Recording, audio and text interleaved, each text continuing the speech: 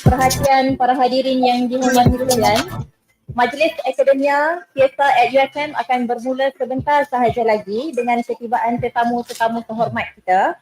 Bagi memastikan majlis berjalan dengan lancar, hadirin diingatkan agar memastikan telefon bimbit berada dalam pengaturcaraan senyap. Majlis juga mohon agar para hadirin serta tetamu sekalian untuk berdiri semasa diumumkan ketibaan dan seterusnya ketika lagu Negaraku dan Menara Ilmu dimainkan. Kerjasama daripada para hadirin amatlah saya hargai. Terima kasih.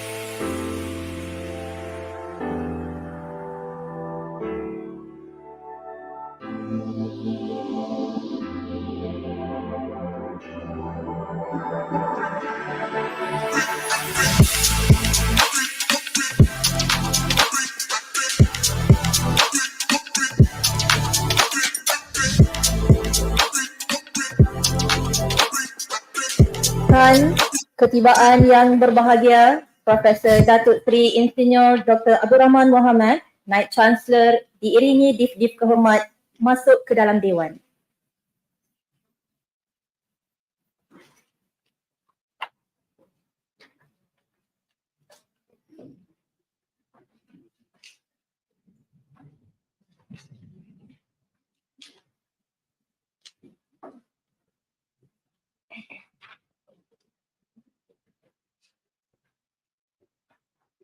Para hadirin diminta untuk terus kekal berdiri bagi bersama-sama menyanyikan lagu Negaraku diikuti dengan lagu Menara Ilmu.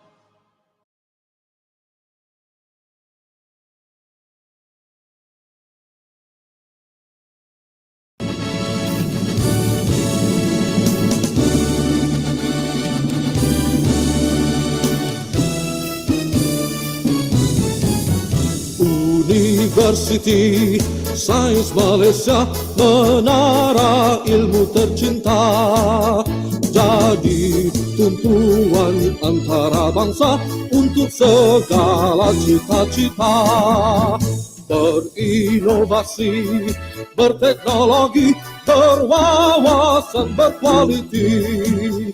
Biar usaha kami bersemi, hasratnya berseri.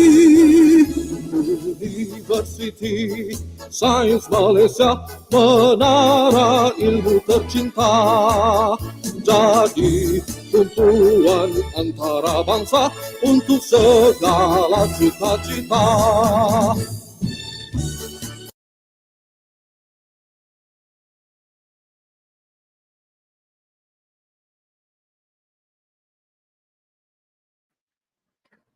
Yang berbahagia Profesor Datuk Seri Insinyur Dr. Abdul Rahman Mohamad, Naib Chancellor Universiti Sains Malaysia.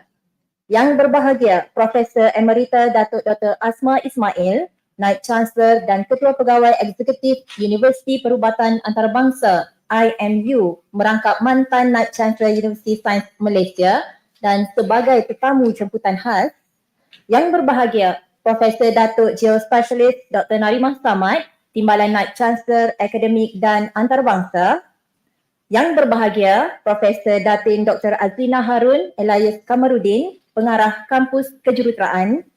Yang berusaha Profesor Madya Dr. Muhammad Saiful Bahri Yusof, Pengarah Pusat Pembangunan Kecemerlangan Akademik, Pegawai-pegawai utama Universiti, Barisan Exco Pusat Pembangunan Kecemerlangan Akademik, Barisan Juri Profesional dan Ahli Jawatan Kuasa Pertandingan Akademia Fiesta at USM 2024, para peserta, tuan-tuan dan puan-puan hadirin yang dihormati, sama ada yang berada di dalam Dewan dan juga secara dalam talian. Assalamualaikum, salam sejahtera, salam Malaysia Madani dan salam satu USM. Selamat datang ke Majlis Akademia Fiesta at USM 2024. Hadirin yang saya muliakan, Alhamdulillah bersyukur kita masih diberikan kesempatan untuk berkumpul dalam majlis ilmu pada hari ini. Majlis Akademia Fiesta at USM 2024, majlis yang penuh bermakna untuk meraihkan usaha hebat dan dedikasi para peserta yang terdiri daripada bukan sahaja dalam kalangan staf akademik tetapi juga staf bukan akademik serta pelajar. Bersesuaian dengan tema Hari Akademia pada tahun ini, transformasi akademia dengan kecerdasan buatan, masyarakat madani berinovasi dan agenda hebat USM yang merupakan satu anjakan dalam sistem pengajian di Menara Ilmu ini untuk melahirkan graduan hebat yang memberi tumpuan utama kepada 5 elemen anjakan iaitu holistic, entrepreneurial, balance, articulate dan thinking. Sehubungan itu, Pusat Pembangunan Kecemerlangan Akademik atau lebih dikenali sebagai CDAE dengan kerjasama daripada bahagian akademik dan antarabangsa, bahagian hal ehwal pembangunan pelajar dan alumni serta Majlis Perwakilan Pelajar USM bersama-sama berganding bahu menganjurkan program Akademia Fiesta at USM 2024 bersempena dengan Hari Akademia Negara yang disambut pada 5 Oktober pada setiap tahun. Hadirin yang saya hormati dan kasihi, agar majlis kita mendapat berkat, kita semua beroleh kesejahteraan dari Yang Maha Esa, marilah sama-sama kita pada petang ini menghayati serta mengaminkan bacaan doa pimpinan oleh Al-Fadhil Ustaz Muhammad Razin Rosli, Pembantu Hal Ehwal Islam Kanan Pusat Islam. Majlis mempersilakan.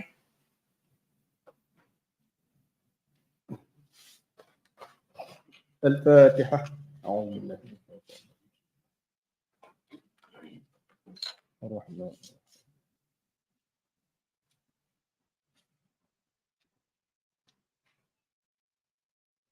بسم الله الرحمن الرحيم الحمد لله رب العالمين حمدا يوافي نعمه ويكافئ مزيده يا ربنا لك الحمد كما ينبغي لجلال وجهك الكريم وعظيم سلطانك اللهم صل وسلم على محمد صلاة تنجينا بها من جميع الأهوال والآفات وتقضي لنا بها جميع الحاجات وتطهرنا بها من جميع السيئات وترفعنا بها عندك أعلى الدرجات وتبلغنا بها أقصى الغايات من جميع الخيرات في الحياة وبعد الممات يا الله يا رحمن يا رحيم kami bermohon kepadamu kebajikan pada hari ini, kemenangan, pertolongan, cahaya, barakah, petunjuk dan kami berlindung denganmu dari segala kejahatan yang ada di dalamnya dan dari kejahatan yang ada sesudahnya.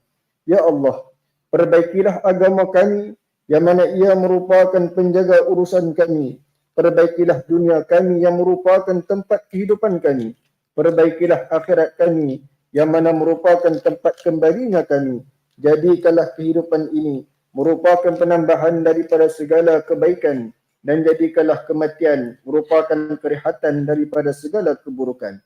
Ya Allah ya Zal Fadli wal Ihsan, pada petang yang berbahagia ini kami berhimpun untuk memohon rahmat dari naunganmu di dalam Majlis Akademia Fiesta at USM 2024. Kami bermohon agar majlis ini menjadi tautan ukhuwah, permuafakatan, perkongsian, pengalaman dalam memikul amanah yang dipertanggungjawabkan kepada kami. Anugerahkanlah kami taufik dan hidayahmu, riayah dan inayah. Semoga majlis yang dilaksanakan ini membawa manfaat yang berkekalan kepada ummah sejagat serta dipermudahkan segala urusan dan dijauhi dari segala kekangan dan halangan. Ya Allah, ya Ghani, ya Hamid, kami mohon perlindungan darimu dari ilmu yang tidak bermanfaat, dari hati yang tiada ketenangan, dari doa yang tidak diperkenankan dan dari jiwa yang tidak pernah puas. Kami juga memohon agar tanamkanlah sifat-sifat terpuji dalam diri kami, agar budaya kerja berkualiti menjadi amalan kami dan supaya kami senantiasa berusaha melakukan penambahbaikan dalam kerja seharian kami demi kemajuan organisasi kami, universiti kami, masyarakat kami, agama dan negara kami. Engkau sematkanlah ke dalam hati kami, ya Allah, rasa bertanggungjawab atas setiap tugas yang diamanahkan kepada kami untuk dilaksanakan dengan baik. Ya Zal Jalali wal Ikram, Kurniakanlah limpahan rahmat kepada staf pimpinan tertinggi Universiti Sains Malaysia dan juga kepada seluruh warga kampus tercinta ini dengan taufik dan hidayahmu agar kami senantiasa memimpin ummah di atas jalan agamamu dan dalam keredaanmu. Kurniakanlah juga kebaikan dan kesejahteraan buat kami semua agar kami senantiasa di dalam pemeliharaan dan jagaanmu. Wahai Tuhan yang memiliki segala kebesaran. Allahumma ja'al jam'ana hadha jam'an marhuma wa tafarraqana min ba'in tafarraqan ma'suma wa la taj'al Allahumma fina wa la ma'ana wa la man yatba'una syaqiyan wa la matrudan wa la mahruma. Rabbana atina fid dunya hasanah wa fil akhirati hasanah wa qina adzaban nar. Wa sallallahu ala Muhammad wa ala alihi wa sahbihi wa sallam. Walhamdulillahi rabbil alamin. Terima kasih diucapkan kepada Al-Fadhil Ustaz. Lebat kemiri pohonnya rendah, dahan terikat tali perkasa. Permulaan majlis kita menadah, memohon keberkatan yang Maha Esa. Amin, amin, amin ya Rabbal Alamin. Hadirin yang saya muliakan, majlis terlebih dahulu ingin menjemput yang berbahagia Profesor Datuk Geospecialist Dr. Narimah Samad, Timbalan Naib Chancellor Akademik dan Antarabangsa untuk menyampaikan ucapan aluan. Majlis dengan penuh hormatnya mempersilakan.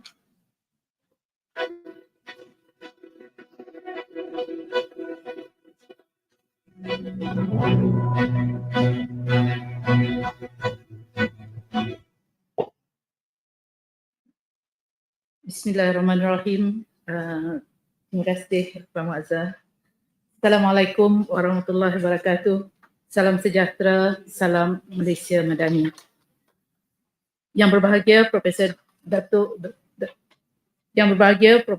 Seri Insinyur Dr. Abdul Rahman Muhammad, Naib Chancellor Universiti Sains Malaysia. Yang berbahagia Profesor Emerita Datuk Dr. Asma Ismail, Naib Chancellor dan Ketua Pegawai Eksekutif IMU University dan juga mantan Naib Chancellor yang kita kasihi. Yang berbahagia, yang berusaha Profesor Madya Dr. Muhammad Saiful Bahri, dekan-dekan, pengarah-pengarah, pegawai utama universiti, barisan exco, pusat pembangunan kecenderungan akademik, para juri, para peserta serta hadirin dan hadirat yang saya hormati sekalian. Alhamdulillah, bersyukur kita kerana sama-sama dapat berada di dalam majlis Akademia Fiesta at USM 2024. Majlis yang penuh makna buat warga akademik, bukan akademik dan juga pelajar USM pada petang ini. Selamat datang ke majlis yang pertama kali kita adakan. Akademia Fiesta USM 2024 diadakan bersempena dengan sambutan Bulan Akademia Kebangsaan pada bulan Oktober ini sebagai satu inisiatif bermakna untuk memperkukuh semangat keilmuan dan inovasi dalam kalangan warga USM. Program ini telah ditambah baik dan dijenamakan semula daripada program tahun sebelumnya iaitu Intellect sebagai sebahagian daripada usaha untuk mencukil bakat baru dalam inovasi teknologi pengajaran dan pembelajaran masa kini. Inisiatif ini selaras dengan misi besar USM iaitu kami memimpin yang menjadi pendorong untuk kita terus maju sebagai peneraju dalam pendidikan dan teknologi, menginspirasi generasi akan datang dan memperkasakan kecemerlangan dalam bidang akademik. Para hadiran yang saya hormati sekalian, Akademia Fiesta 2024 telah berjaya mencukil bakat baru dalam inovasi teknologi PDP melalui 4 kategori yang dipertandingkan.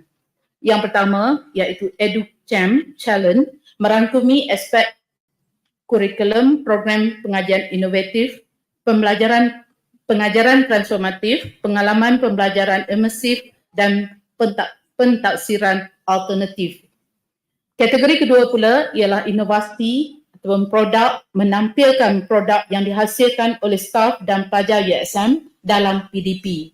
Manakala dua kategori lain ialah MOOC Challenge dan Micro Credential atau MC Challenge yang masing-masing menghimpunkan MOOC dan MC yang telah berjaya dihasilkan.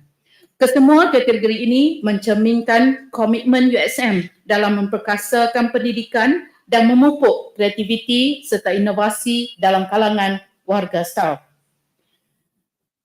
Selain melihat kejayaan para peserta dalam kategori yang dipertandingkan, majlis ini juga memberi peluang kepada semua hadirin untuk menyaksikan rangkuman usaha di belakang tabir yang dijalankan oleh Pusat Pembangunan Akademik dan Pendidikan dalam menjayakan Plan Strategik CDE 5.0. Plan ini akan merupakan komitmen CDE untuk memperkasa PDP di USM melalui 5 aspek. Yang pertama, transformasi pembelajaran dan pengajaran yang berasaskan pendekatan student-centered learning dan interaksi teknologi bagi mewujudkan pengalaman pembelajaran yang lebih dinamik dan efektif. Yang kedua, penyelidikan dan inovasi dalam PDP yang berperanan sebagai pendorong untuk peningkatan kualiti PDP dalam pelbagai bidang membolehkan penciptaan amalan terbaik dalam pendidikan. Yang ketiga, pembelajaran sepanjang hayat yang memberikan tumpuan kepada keperluan pendidikan berterusan untuk warga akademik memastikan mereka terus relevan dan bersedia menghadapi cabaran pendidikan masa depan.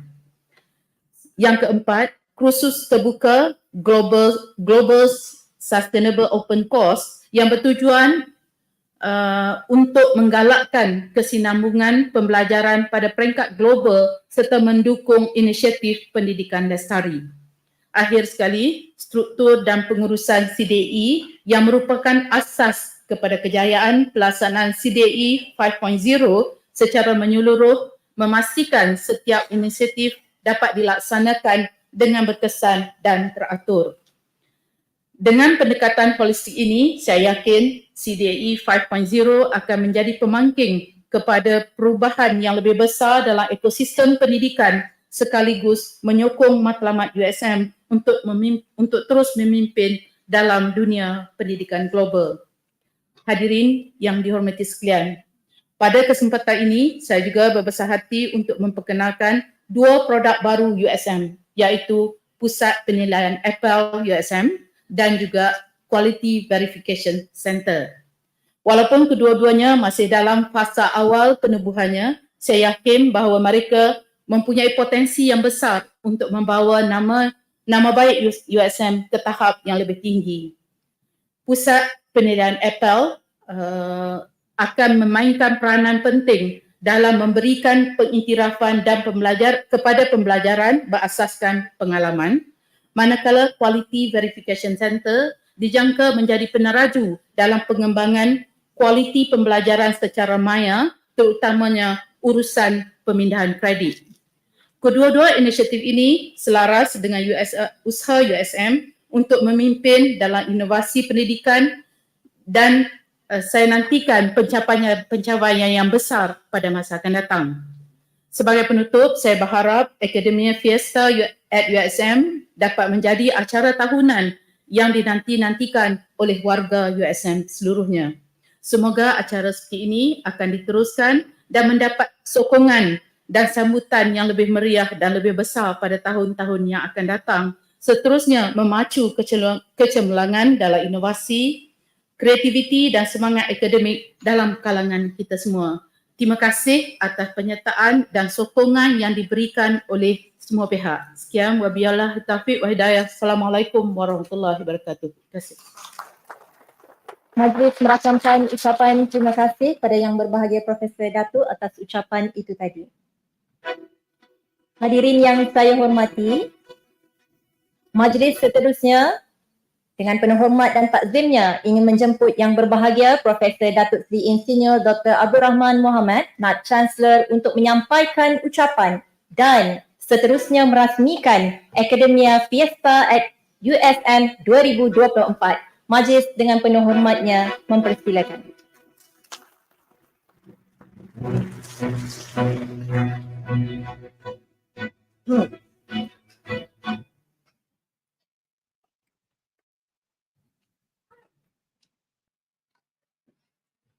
Bismillahirrahmanirrahim. Terima kasih Saudari Muazzah. Assalamualaikum warahmatullahi taala wabarakatuh. Salam sejahtera dan salam Malaysia Madani. Yang berbahagia Profesor Emerita Datuk Dr. Asma Ismail, Naib Chancellor dan Ketua Pegawai Eksekutif IMU, dan juga mantan Naib Chancellor Universiti Sains Malaysia yang ada gambar dekat. Dia tengok gambar ya. So selamat datang balik Datuk. You always welcome to visit us and to share your experience with us. Yang berbahagia Profesor Datuk Jo Specialist Dr. Narimah, selamat. Kepala Naib Chancellor Aiwal Akademik dan Antarabangsa. Yang berusaha Profesor Madya Dr. Muhammad Saiful Bahari Yusof, Pengarah Pusat Pembangunan Kecemerlangan Akademik Universiti Sains Malaysia, pegawai utama Universiti, dekan-dekan, Barisan Esko Pusat Pembangunan Kecemerlangan Akademik USM, para juri dan ahli jawatan kuasa pertandingan Akademia Fiesta at USM 2024, para peserta, tetamu-tamu jemputan, tuan-tuan dan puan-puan yang dihormati sekalian. Saya juga difahamkan saya pada pensyarah, kita juga ada pelajar-pelajar dalam Dewan ini, dan saya sekali lagi mengalu-alukan kedatangan tuan-tuan dan puan-puan semua. Alhamdulillah, saya bersyukur kehadiran Allah SWT kerana dengan limpah dan izinnya dapat kita bersama-sama berkumpul di Majlis Akademia Fiesta at USM 2024 pada petang ini. Kalau ada mereka yang memperjuangkan bahasa, saya akan ada masalah dengan tajuk pada petang ni. Fiesta at USM. So saya juga secara peribadi ingin mengalu-alukan kedatangan atau kehadiran yang berbahagia Profesor Emerita Datuk Dr. Asma Ismail yang sudi meluangkan masa untuk bersama kita dalam majlis ini. Kalau penghargaan juga kepada Pusat Kecemerlangan Akademik dengan kerjasama bahagian akademik dan antarabangsa serta Majlis Perwakilan Pelajar Universiti Sains Malaysia dalam menjayakan program ini untuk meraihkan pencapaian pensyarah dan juga pelajar kita. Tuan-tuan dan puan-puan sekalian, penganjuran Akademia Fiesta at USM 2024 ini adalah sejajar dengan usaha untuk memperkasakan pendidikan dan hasrat untuk mengenal pasti produk dan inovasi dalam pengajaran dan pembelajaran yang boleh diketengahkan di peringkat Universiti Sains Malaysia dan juga kebangsaan maupun antarabangsa. Di sini ingin saya divert sikit pada speech bagi para pensyarah. Your first or highest priority is teaching and learning. Ramai antara pensyarah sekarang melihat teaching and learning ni secondary sebab tidak dikira untuk kenaikan pangkat. Then you are deadly wrong. Itu yang kita tengok dulu. In fact, ada para pensyarah yang tak mencapai apa yang kita hasratkan. Kalau nak ditetapkan pun kita tak tetapkan. Belum lagi naik pangkat. So teaching and learning is your number one priority. Ada ramai yang bercakap pada saya dah mengajar dah, okey dah. Tetapi saya rasa mengajar satu, tetapi apa berlaku pada pelajar kita? Di mana mereka sekarang? Pelajar-pelajar yang dah keluar hasil daripada pengajaran yang dibuat oleh saudara sekalian. Jadi bagi saya, impak yang dibawa itu bukan setakat dalam classroom atau semasa 4 tahun berada di universiti, tetapi selepas pelajar itu keluar. Sebab itulah macam QS dan sebagainya, mereka melihat apa yang berlaku pada alumni kita. Whether they are in the top 100 Forbes and whatnot. Of course, we are not going for that, but we have to make sure that our teaching and learning is the best that we could possibly provide to our student. Bukannya saya hari ni kena cancel sebab kena pergi sana, saya kena cancel sebab pergi sini. Patutnya you cancel yang lain. Buat yang ini dahulu. Saya ingat lagi profesor saya dahulu, they don't go out there often. They spend most of their time with the students. Only very, very important annual conference and whatnot sahaja dia pergi. Jadi saya mohon pada semua memberi perhatian terhadap pengajaran dan pembelajaran. Dan sekarang ini banyak inovasi telah dilakukan, terutama sekali baru ni kita ada pemenang daripada USM dalam AKRI.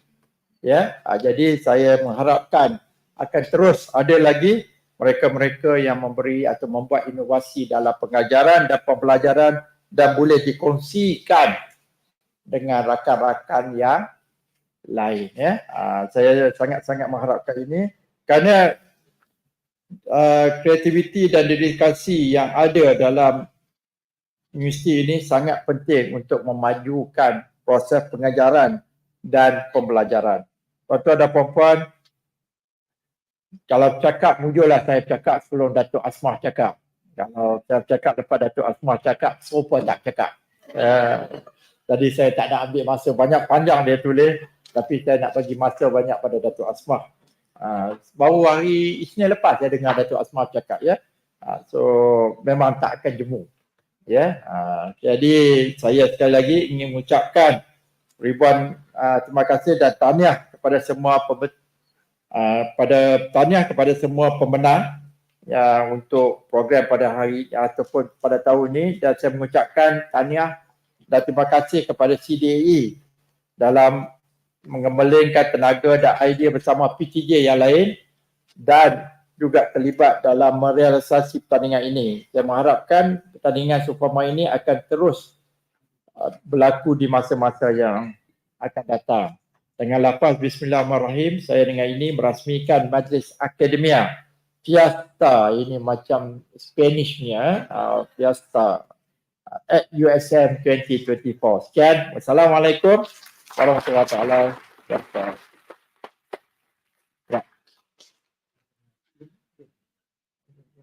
Majlis merakamkan ucapan terima kasih kepada Yang Berbahagia Datuk Seri atas ucapan dan perasmian itu tadi.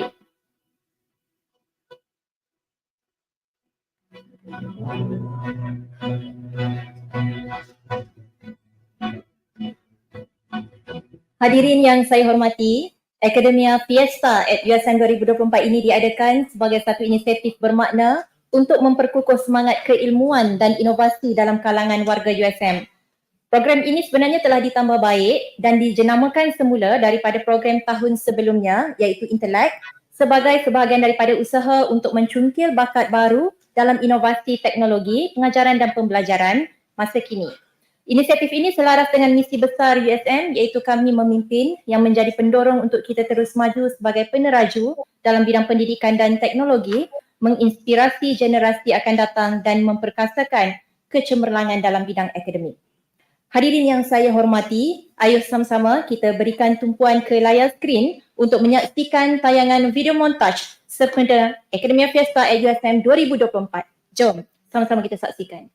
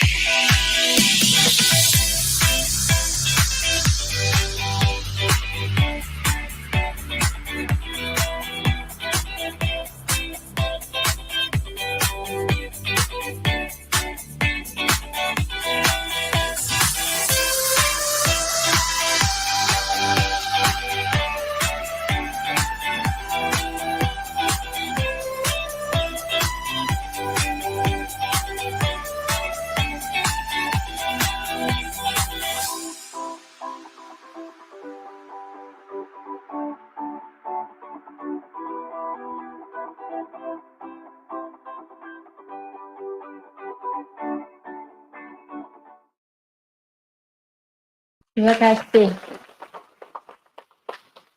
Siapakah pemenangnya? Kita akan tunggu di hujung majlis ini nanti. Hadirin yang saya hormati, lanjutan daripada perasmian program Akademia Fiesta pada petang ini, para hadirin turut akan menyaksikan pelancaran program akreditasi pengalaman pembelajaran berasaskan pengalaman terdahulu atau lebih dikenali sebagai APEL, yang didefinisikan sebagai satu proses sistematik melibatkan identifikasi, dokumentasi dan penilaian pembelajaran berasaskan pengalaman terdahulu. Dan seterusnya, pelancaran Pusat Pengesahan Kualiti atau Quality Verification Center yang telah diluluskan penubuhannya oleh Jawatan Kuasa Pengurusan Universiti pada 17 Januari 2024. QVC ini berfungsi untuk mengurus pemindahan kredit bagi kursus micro-credentials dan seterusnya mendapatkan kelayakan akademik.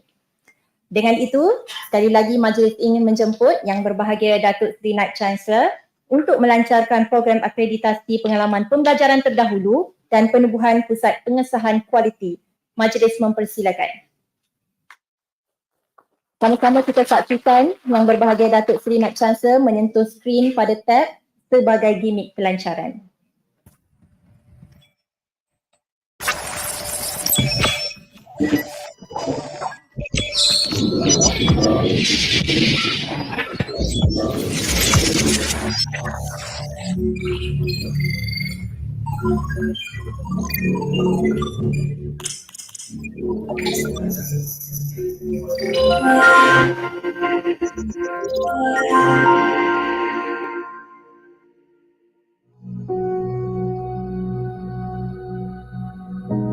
Today's job market is more competitive than ever.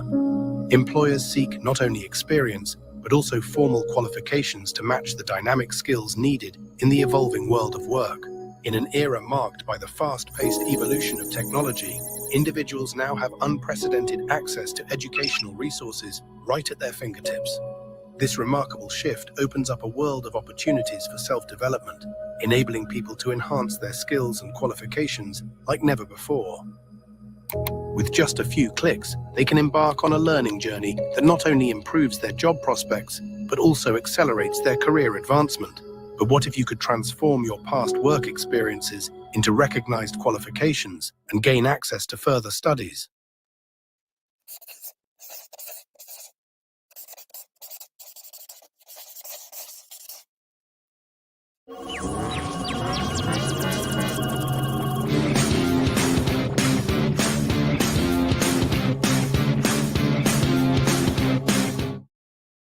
If you are working adult with relevant work experience, but lacking traditional academic credential to pursue at higher education, APEL-A at USM, APEL Assessment Center, has been launched by Vice Chancellor University Science Malaysia, offering a path forward. You might wonder, what is APEL? APEL established to provide an alternative entry to those who have less formal education sufficient to pursue higher education at tertiary institutions. APEL USM has been approved by MQA to operate as an open APEL assessment center, starting from November 11, 2023 until today. By reviewing candidates' formal education and their previous work and learning experiences, they can access 4 levels of qualifications.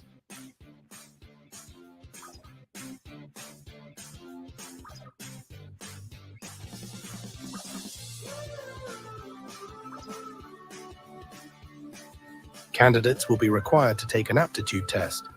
Upon passing the test, they will need to submit their portfolio for evaluation. In addition, for APEL AT7 at the master level, candidates will also go through an interview process. The best part is the USM APEL-A programs are now available to Malaysian citizens and can be completed entirely online. The School of Distance Education, USM, has been entrusted with managing this centre and assessing the candidates. Besides, without the dedicated team led by Professor Dato GS Dr. Narimah Samad, the USM APEL Assessment Centre would not operate as efficiently as it does today.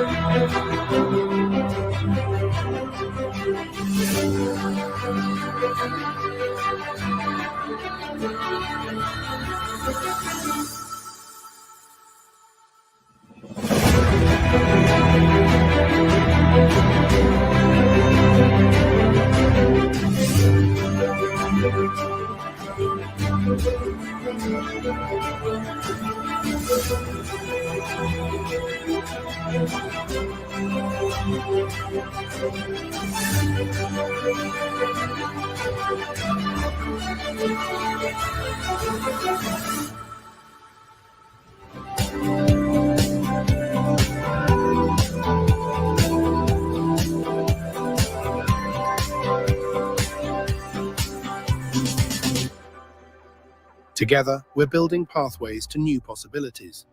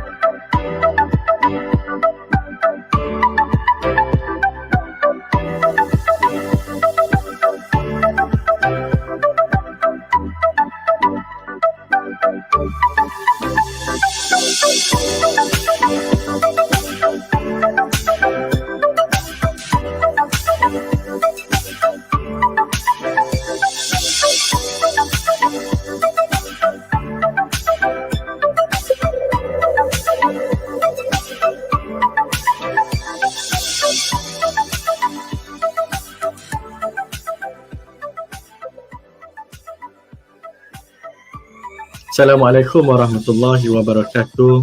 Salam sejahtera semua. Dalam era pendidikan tinggi yang semakin maju dan pesat berkembang, keperluan untuk mengiktiraf kursus-kursus micro-credential semakin penting. Pusat Verifikasi Kualiti iaitu QVC memainkan peranan sangat penting dalam memastikan kursus-kursus ini memenuhi piawaian yang diperlukan untuk kredit pindahan.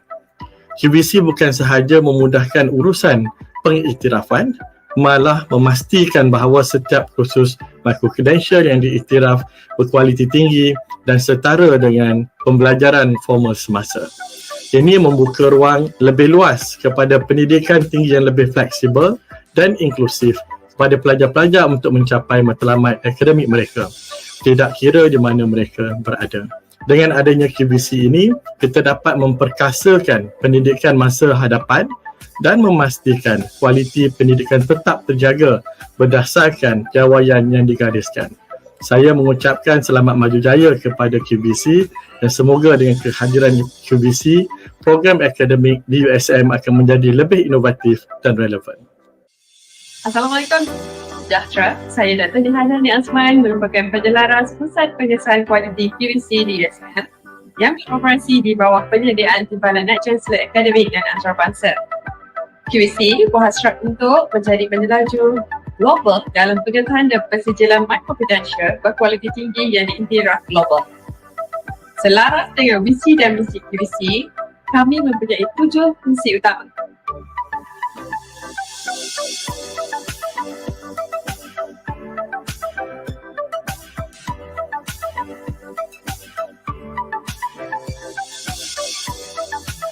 Dengan mencipta peluang yang lebih fleksibel dan inklusif dalam pendidikan tinggi, QVC berhasrat dapat memperkasakan masa depan pendidikan sambil mengekalkan kualiti pembelajaran sepanjang hayat.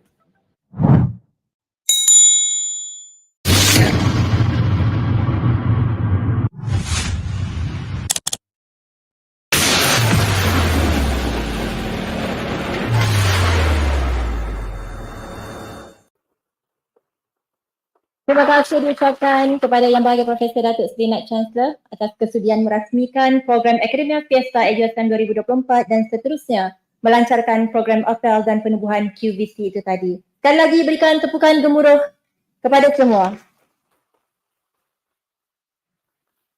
Hadirin yang saya hormati, untuk makluman bersama, tidak dilupakan pihak penganjur yang turut ingin merakamkan ucapan setinggi-tinggi terima kasih kepada Kumpulan Wang Simpanan Pekerja iaitu KWSP dan Advanced Binary Network yang merupakan penaja bersama atas kesudian menaja program Akademia Fiesta at USM 2024. Tuan-tuan dan puan-puan turut dialu-alukan untuk mengunjungi kaunter perkhidmatan KWSP di ruang legar Dewan selepas ini bagi mendapatkan maklumat lanjut mengenai perkhidmatan dan produk KWSP. Jutaan terima kasih diucapkan kepada para penaja atas sokongan yang diberikan dalam menjayakan program ini. Hadirin yang dihormati dan dikasihi, majlis kini tiba ke acara yang seterusnya.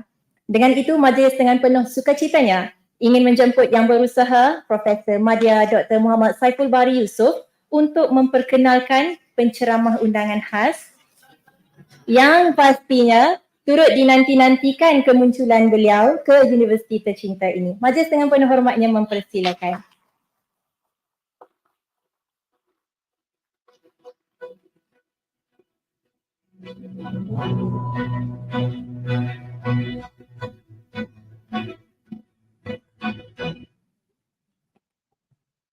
Bismillahirrahmanirrahim. Assalamualaikum warahmatullahi wabarakatuh.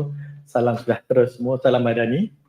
Yang berbahagia Profesor Emerita Datuk Dr. Asma Ismail, jemputan khas kita pada petang ini.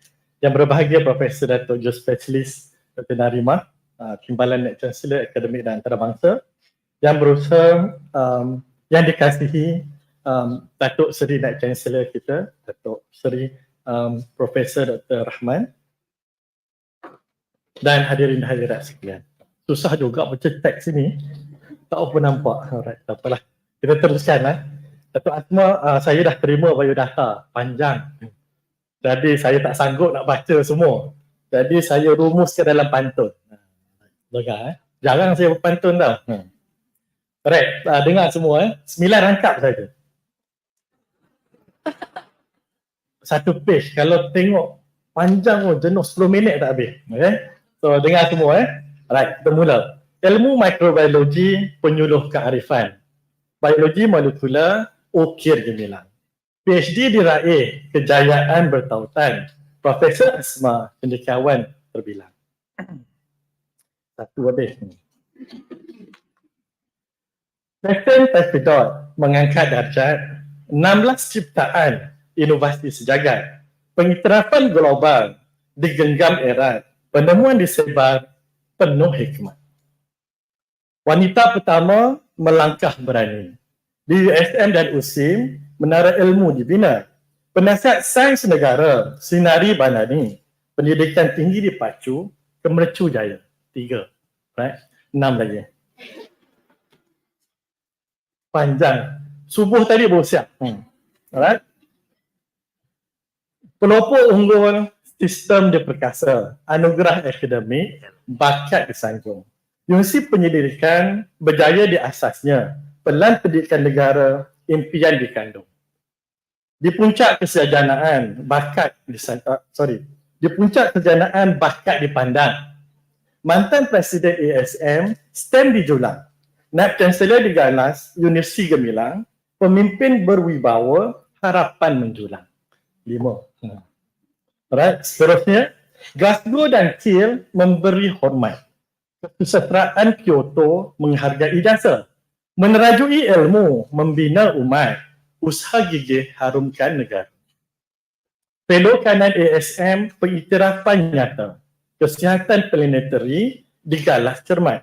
Profesor Asma think tank negara. Di serata dunia nama tersermat. 2 lagi Fellow antarabangsa disanjung tinggi. Ahli lembaga penghargaan diberi.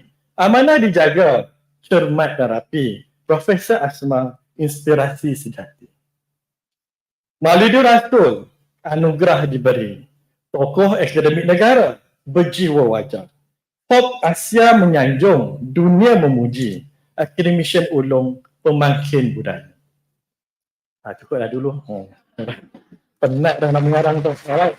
So, tanpa melengahkan masa lagi, sama-sama kita mempersilakan dan meraihkan Profesor Emerita Datuk Dr. Asma Ismail untuk ke pentas bagi menyampaikan syarahan beliau. Persilakan Datuk. Terima kasih Dr. Falco, begitu indah dan unik sekali pantunnya. Besar langit di tepi busut, besar tak muat di dalam peti. Besar hajat kami menjemput, besar niat dalam hati. Para hadirin yang dihormati, ayo sama-sama kita dengarkan perkongsian daripada yang berbahagia Profesor Emerita Datuk Dr. Asma Ismail dengan tajuknya Future Ready Academia. Majlis dengan penuh hormat dan takzimnya mempersilakan.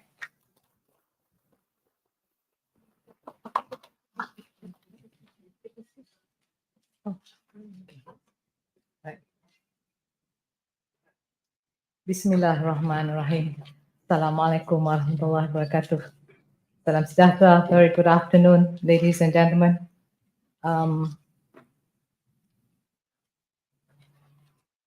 Yang berbahagia Profesor Datuk Seri Insinyur Dr. Abdul Rahman Muhammad, Naib Chancellor University Science Malaysia.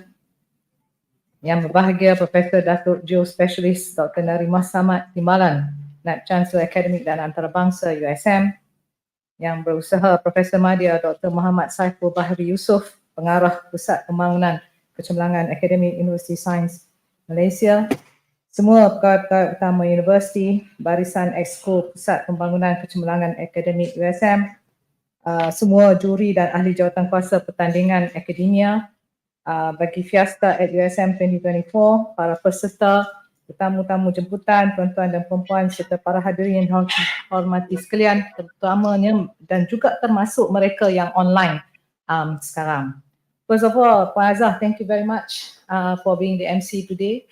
And thank you to USM for inviting me to come back. It's always a real pleasure to come back and be able to stand here again at this very hall for the Fiesta Academia. Saya harap lepas ni kita ada tacos sebab dah jadi Spanish Mexican tu, eloklah juga ada tacos for tea ya.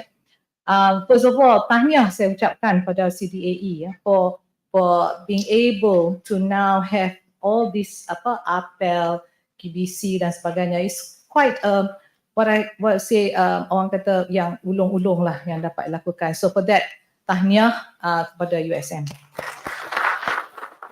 Saya harap lepas ni bolehlah bekerjasama dengan IMU untuk ni. First of all, thank you Dr. Saiful for the very nice pantun. Walaupun siap subuh pagi ni nampaknya memang hebat lah ya. Saya pun tak sangka bakat ni bila diminta boleh dicungkil lah untuk buat pantun. So next time Datuk Seri kalau nak apa-apa yang nak pantunnya tolonglah, ada dah kandidat yang boleh tolong you ya. Okay, the topic being given to me today is on future ready academia. Okay, so I'd like to share that with you this afternoon. And these are some of the things that I'll be covering on defining academia. Nampak tak logo dah tukar jadi IMU, selalunya USM. Tetapi gambar saya masih purple, okay? Alright, so and after leaving the university for about more than 6 years now, I can still sing lagu USM, yeah. So ingat the black is still purple in color. Okay. So you, like I said, you cannot really take this university away from me. And you can go any other universities. Nothing is like University Science Malaysia. And I've been at UTM.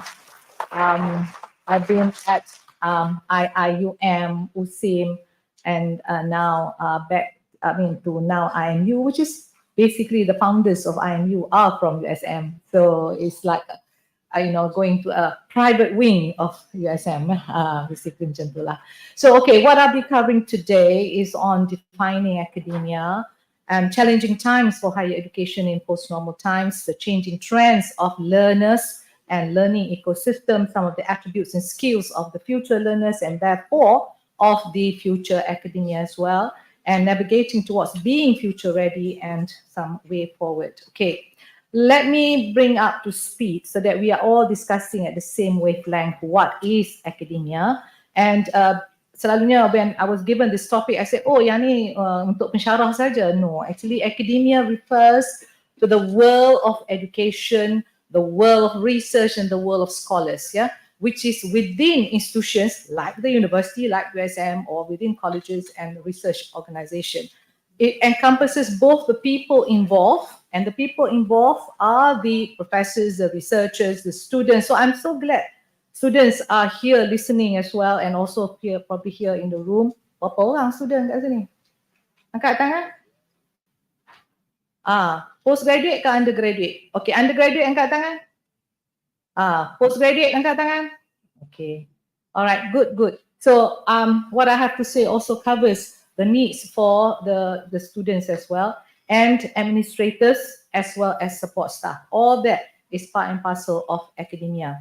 And the activities carried out, again, part and parcel of it, the teaching and learning, the conducting of research, publication, the contribution to the advancement of knowledge, the whole works. So higher education, the university provides the infrastructure, right? While the academia actually represent now the people, the ideas, the scholarly activities, all that within this infrastructure called USM, for example. So in terms of research and scholarship, we talk about knowledge creation, about the grants and the fundings and the publications and the peer review. In terms of teaching and learning, we talk about the higher education, teaching and learning itself, knowledge transfer.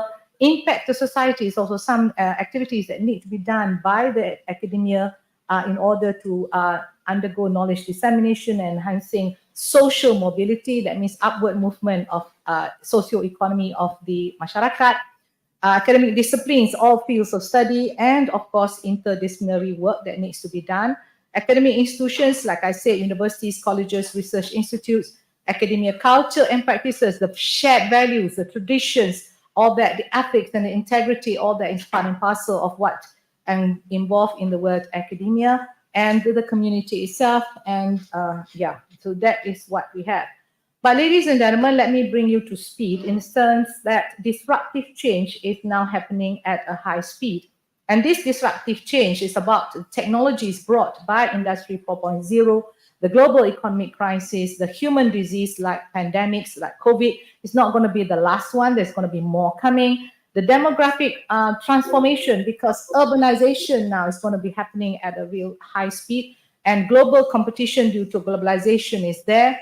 We need to be concerned about planetary health and sustainability. USM is doing the APEX agenda, but very important, are you now concentrating as well, not only on SDG, because SDG at the moment now is a failure.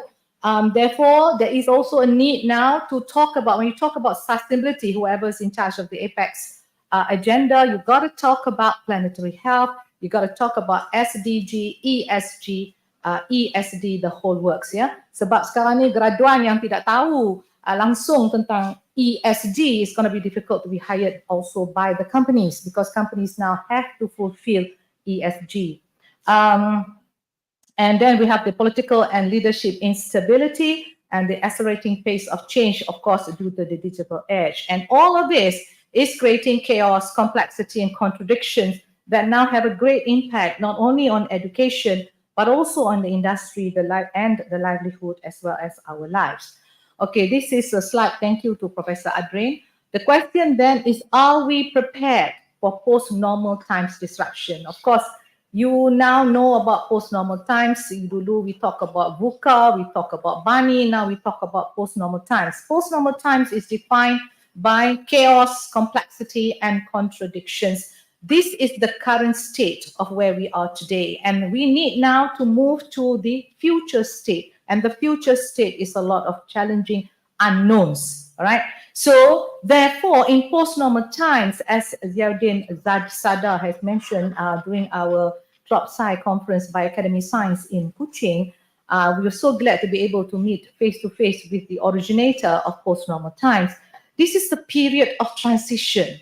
This is the period of transition from current state to future state. The question then is that if you want to go from current to future, there is a need for agile governance, and there is a need for adaptive academic community. And academic community here, I'm not talking about pensyarah, I'm talking the whole academia, the lecturers, the students, the administrators, the researchers, the whole works. So maknanya, there is a need. Adaptive is a buzzword, ladies and gentlemen, that you need to have in order to be able to cope with unknowns. Because now higher education needs to prepare individuals for jobs of the future that is not yet known.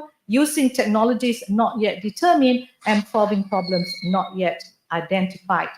So a lot has been said, regarding our education system. A lot has been said. I mean, everybody is a mahaguru as far as education system. That's why you boleh tulis macam-macam dalam paper tentang what the education system should be. It's not an easy thing to answer. But basically, Einstein has said everybody is a genius, but if you judge a fish by its ability to climb a tree, then it will live its whole life believing that it is stupid.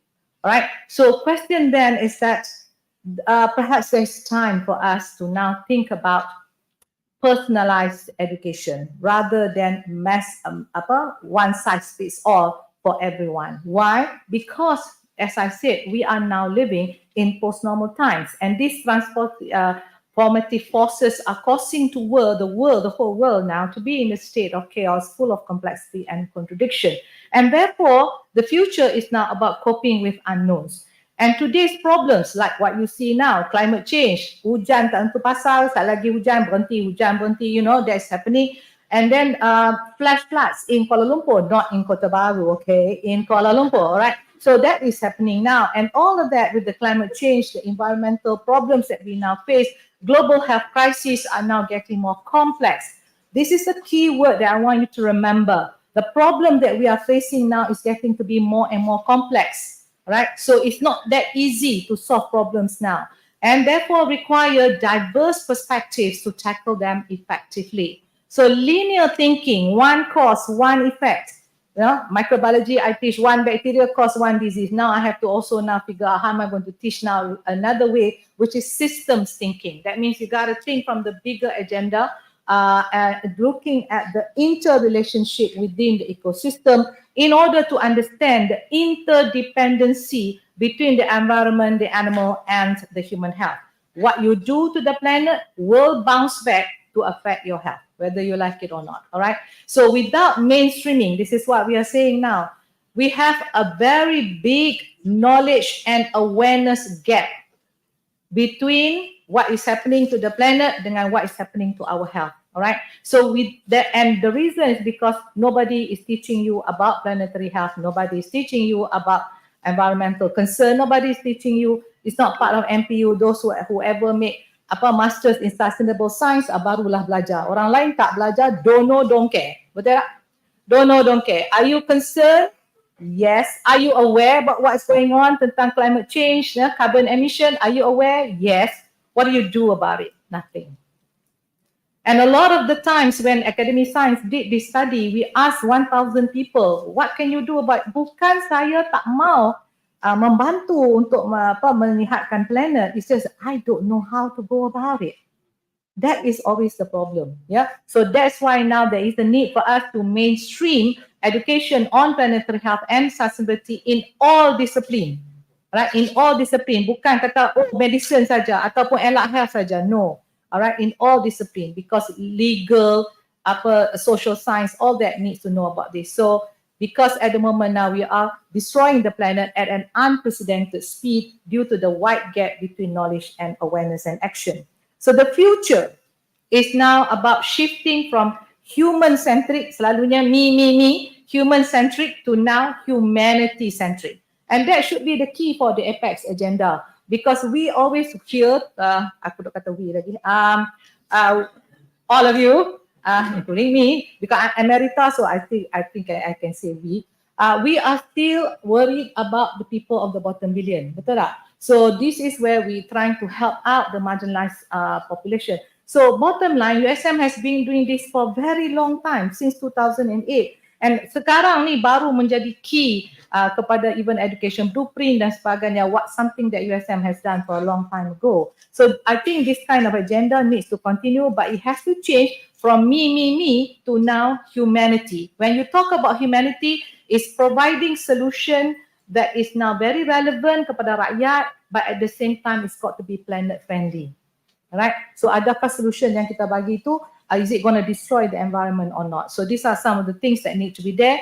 And when we, University Science Malaysia, menggunakan science, technology, innovation, it's got to be balanced with values. Alright, and where priorities are now calibrated to achieve sustainability, tapi dia kena equally promote economic growth. Because you tak boleh kata sustainability without business.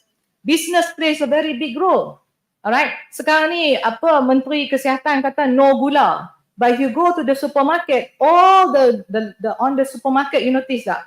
Benda yang you nak suruh orang beli, you letak dia depan. Benda yang you tak nak orang beli, you letak dia atas. Tetapi benda yang bergula is all that is there. Betul tak? So, and then tea life, chai time, ikat sendiri lah, Zeus. So, there you are. Everything there is got gula. Alright, so this is I dah buat dah dulu healthy lifestyle. Don't know what. Are you back to regular lifestyle now or what? That means the gula lifestyle. Tengok ayat kotak tu ada haraman. So maknanya kena makan gula juga lah. Okay. Ayat kotak tu gula gila tu. Okay, so sorry. I panggil Rahman Datuk Sri. Sorry. Okay. Where we need to now make sure there is balance between sustainability as well as a business as well as social good and environmental stewardship for the well-being of people and the planet. Therefore, there is a need for post-normal times for knowledge to be now more inclusive, right? Kita dah tahu science is science, social science, but now knowledge has to be more inclusive because to solve problems that is very complex, you require spiritual knowledge, local knowledge, indigenous knowledge, scientific knowledge, humanity, social science knowledge, all that needs to come together. Case in point, look at COVID. How do we solve COVID? It has to be a whole nation approach and whole society approach. Betul tak? Because if COVID was just only at the science, kita nak bagi vaksin. A lot of people don't want the vaccine and you have to now be able to tell and convince people why there is a need for vaccine. And that's where now social knowledge, spiritual knowledge, all that needs to come in. So this is why I say knowledge has got to be now more inclusive. So for me, it's time to unbundle what we are doing, learn, unlearn, relearn, but this time you have to co-learn and co-create things, yeah? So now we talk about no longer students. I hope CDAE pun ajak no longer student, we call them learners. Here you are being a front line for APL, frontline for MOOCs, frontline for micro-credential, and you call them student. Hello, this is lifelong learning, right? So bottom line, we are learners. We are all and we continue to be learners. Tidak? Sekarang pun we continue to be belajar from YouTube and all sorts of things. So basically, higher education in the future needs to adapt to the evolving need of the stakeholders, and the stakeholders are students, business, industry, society, government, the whole works. So COVID-19 pandemic has brought about, of course, the rise of the digital learning, but post-COVID, online education now becomes the new norm from primary to tertiary, sampai daripada sekolah sampai sekarang and beyond, we are now back to the digital mode, right? So while the pandemic has hastened the rise of the digital, it also underscored the value of experiential learning and personalized learning. So this is where we are going next, yeah? So, however, after COVID, Institute Integrity Malaysia did a study among students and asked the students about corruption. And most of the students, more than 60% jawab, it's okay to have corruption being done. So something is now not quite right here. Sebab bagi dia orang, the role models that they are seeing, boleh buat apa? So why can't they? So this is daripada Institute Integrity Malaysia, daripada studies on USM yang dilakukan, yang diminta commission oleh SPRM, juga menunjukkan rakyat makin lama makin upset dengan the high rate of corruption. So that is now in a worrying stage, and therefore there is a need to nurture values and ethics via experiential learning. That's why saya kata community engagement to USM Datuk Narimah cannot be PM tepi. It has to be part and parcel of the curriculum. Alright, it's not for the selected few saja yang buat community engagement. It has to be like everybody is part and parcel of the curriculum to be there. And I think MQA sekarang ni akan pastikan dia menjadi yang demikian. So experiential learning, volunteerism, service learning, all that become important. But it's not just about going to the kampung. It's about reflection. What do you do at the kampung? Did you learn anything? This is some of the things that we need to do in order to nurture values and ethics. Basically, bottom line, we need to bring back trust and trustworthiness in our future generation. The future generation of learners also need to be aligned with workforce demands. Tak boleh nak kata, oh kita university, therefore we have the right to determine what is best for the student. Actually, the student juga at the end of the day when they come to university need to get a job. So therefore there must be some workforce alignment needs to be done as well. And therefore, you know, USM memang hebat dengan industry, academia industry relationship. That also needs to be there. But you gotta remember, education is not only for working industry, it has to go beyond that. Education must be beyond work. Betul tak? Right? It cannot be just, oh, you belajar dekat universiti hanya because you want to get a job. Education should be beyond that. Yeah. So there is a need for us to focus on practical skills and work-based learning. This one memang betul because the future will concentrate on future-ready skills that is now needed. Yeah. And this time around, kalau boleh, let the students be immersed in real-world application, solving real-world problems. Budak kena belajar, learners kena belajar from now that they need to be creating impact. We are no longer talking about output, we are now talking about impact. So kalau impact macam mana, kalau dia tak go down to the ground and actually now learn what exactly does the target audience, the client, the orang kampung, what do they really need? And that is what we now provide in terms of solution, which we call mission oriented. That means producing solution that is now relevant. Of course, global awareness and intercultural competence need to be there. And that's why I started one student, one passport. I don't know whether it's still happening. So if it's still happening, inshallah, we need to now be able to keluar. Let the student don't just remain here. They have also to have some exposure outside. But remember, internationalization also happened at home. I think USM boasts about berapa 43 country, don't know how many countries we have. But let me tell you, are the students talking to each other, the international student? I can guarantee you a lot of the students graduate without ever saying hello to one international student. For those who are buddies, maybe they know a bit better, but networking is so very important for the future. Partnership networking is very important. Therefore, get to know these international students because they may be some menteri somewhere 10 years down the road. Usually the international students who are here, when they go back to their country, will become somebody big. And that will encourage partnership that USM wants to do in terms of now pushing for bawa kita punya branding outside as what you have now done with India, as what you have now done with Turkey. There's a lot more, mana tah, Egypt lah kawan, mana semua you dah pergi. So now you want to extend beyond that as well, right? So in the era of convergence, there is a need to move in transdisciplinary and multidisciplinary collaboration. So the keyword collaboration here is very important. And when we have these pandemics, global economic crisis, social economic inequalities, all that become important during the Anthropocene era. So there is a need for us to now bridge the knowledge and awareness versus action gap on planetary health, SDG, ESG, sustainability by mainstreaming them into the curriculum. If you don't do that, Narimah memang kena buat dah sebab part of COPA, PLO, COPA, don't know what, you're gonna see this global sustainability agenda. And inshallah dalam blueprint for that will be launched next year, you will see it. So might as well prepare for it, yeah. Okay, so that USM is still in the lead. All right, then we have the e-learning ecosystem. Tadi I cakap pasal learners, now we want to talk about the learning ecosystem. With the advent of digitalization, the trend of higher education is now moving from traditional to now unbundling of higher education with flexible learning pathways. That's the keyword now, flexible learning pathways, which is micro-credential, UPPEL, MOOCs, whatever, right? So education, as I said, is for life, not only for work. Therefore, there is a need for lifelong learning, right?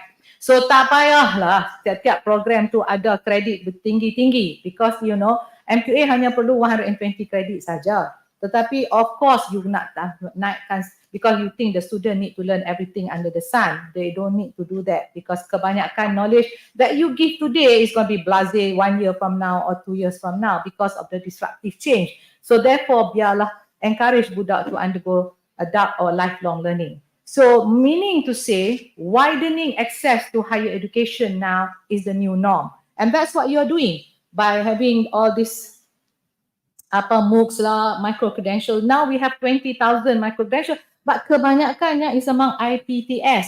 not among IPTA. Okay, so with IPTA it's still about pushing the donkey up the mountain. So I harap dengan USM being the lead, USM is the lead as far as MQA concerned, memang in the lead for producing the number of micro credentials in the country.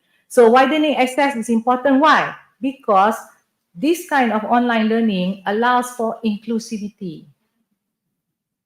So you are doing an apex agenda, helping people that is marginalized.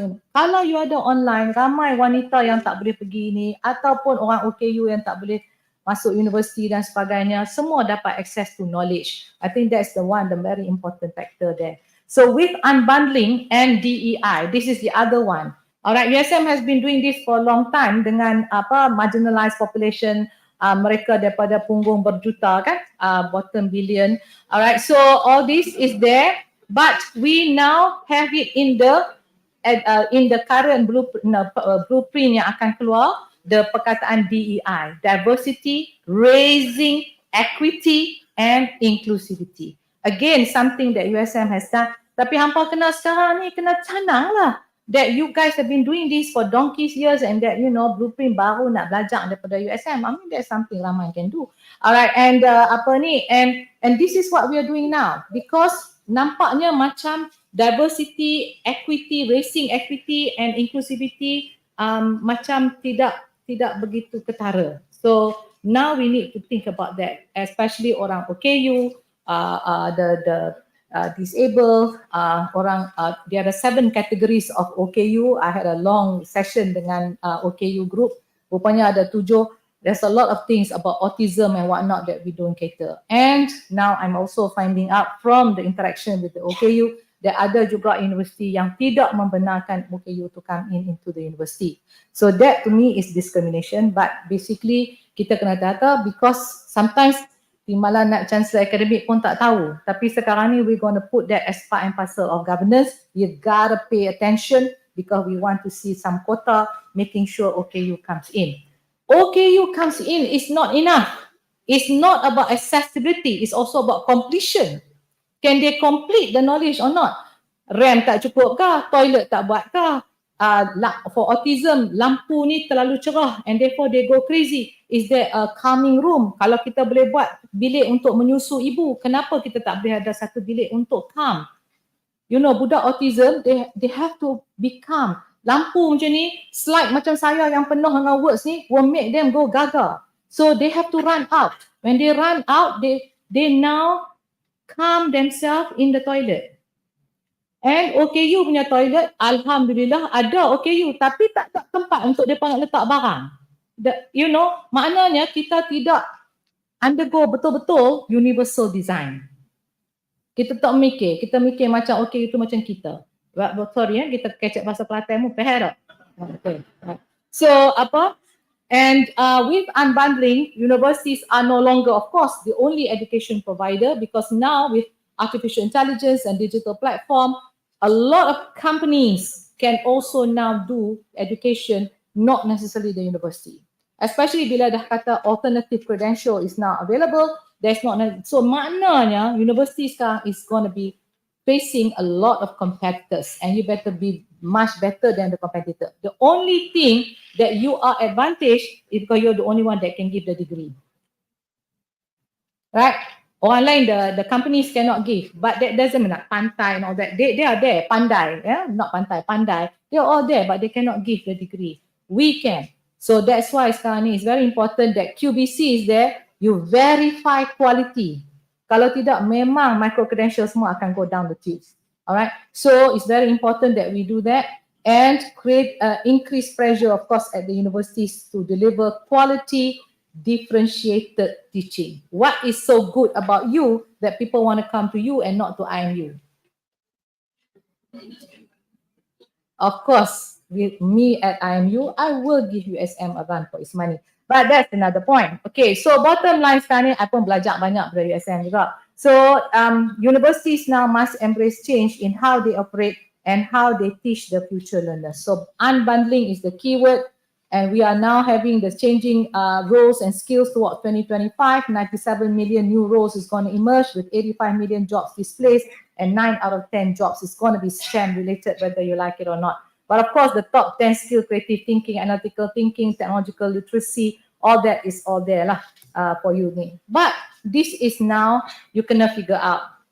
Where you are now developing the future curriculum that masuk Senate, remember, this is not about you anymore.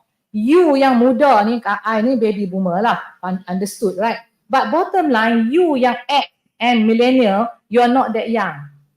Because the Gen Z is the one that is now entering the university. And they are less than 27 years of age. Unless you are 27, you are still in the millennial group or older. So bottom line, the education that we need to prepare now is meant for Gen Z, Gen Alpha, Gen Beta. Alright, and they are digital native. What is difficult for you, for them is nothing. Meaning to say, they need the internet, they need the computer, they need apps, they need all these things to solve the problem for them. And we are trying to say still manual lah, still kena ada apa, manual kena isi, file kena simpan, that kind of thing boggles their mind. So bottom line sekarang ni, Gen Z, Gen Alpha, Gen Beta needs to be global citizen. They need to be aware about global issues because they read the YouTube apa semua masa kecil lagi. Remember tak? You all juga salah tak? Betul tak? Kalau naik kapal terbang tu nak suruh budak diam, what do you give? Samsung ataupun iPad. Betul tak? Kan budak akan main benda tu, dia diam. So daripada awal lagi dia dah biasa dengan perkara ni.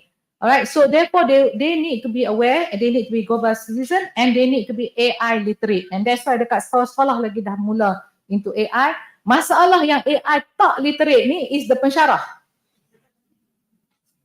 Betul tak? Case in point suami saya kat belakang tu also there. Okay, so basically there's a lot of learning, unlearning, relearning that we need to do lah. Okay, and then adaptive and resilient. Why?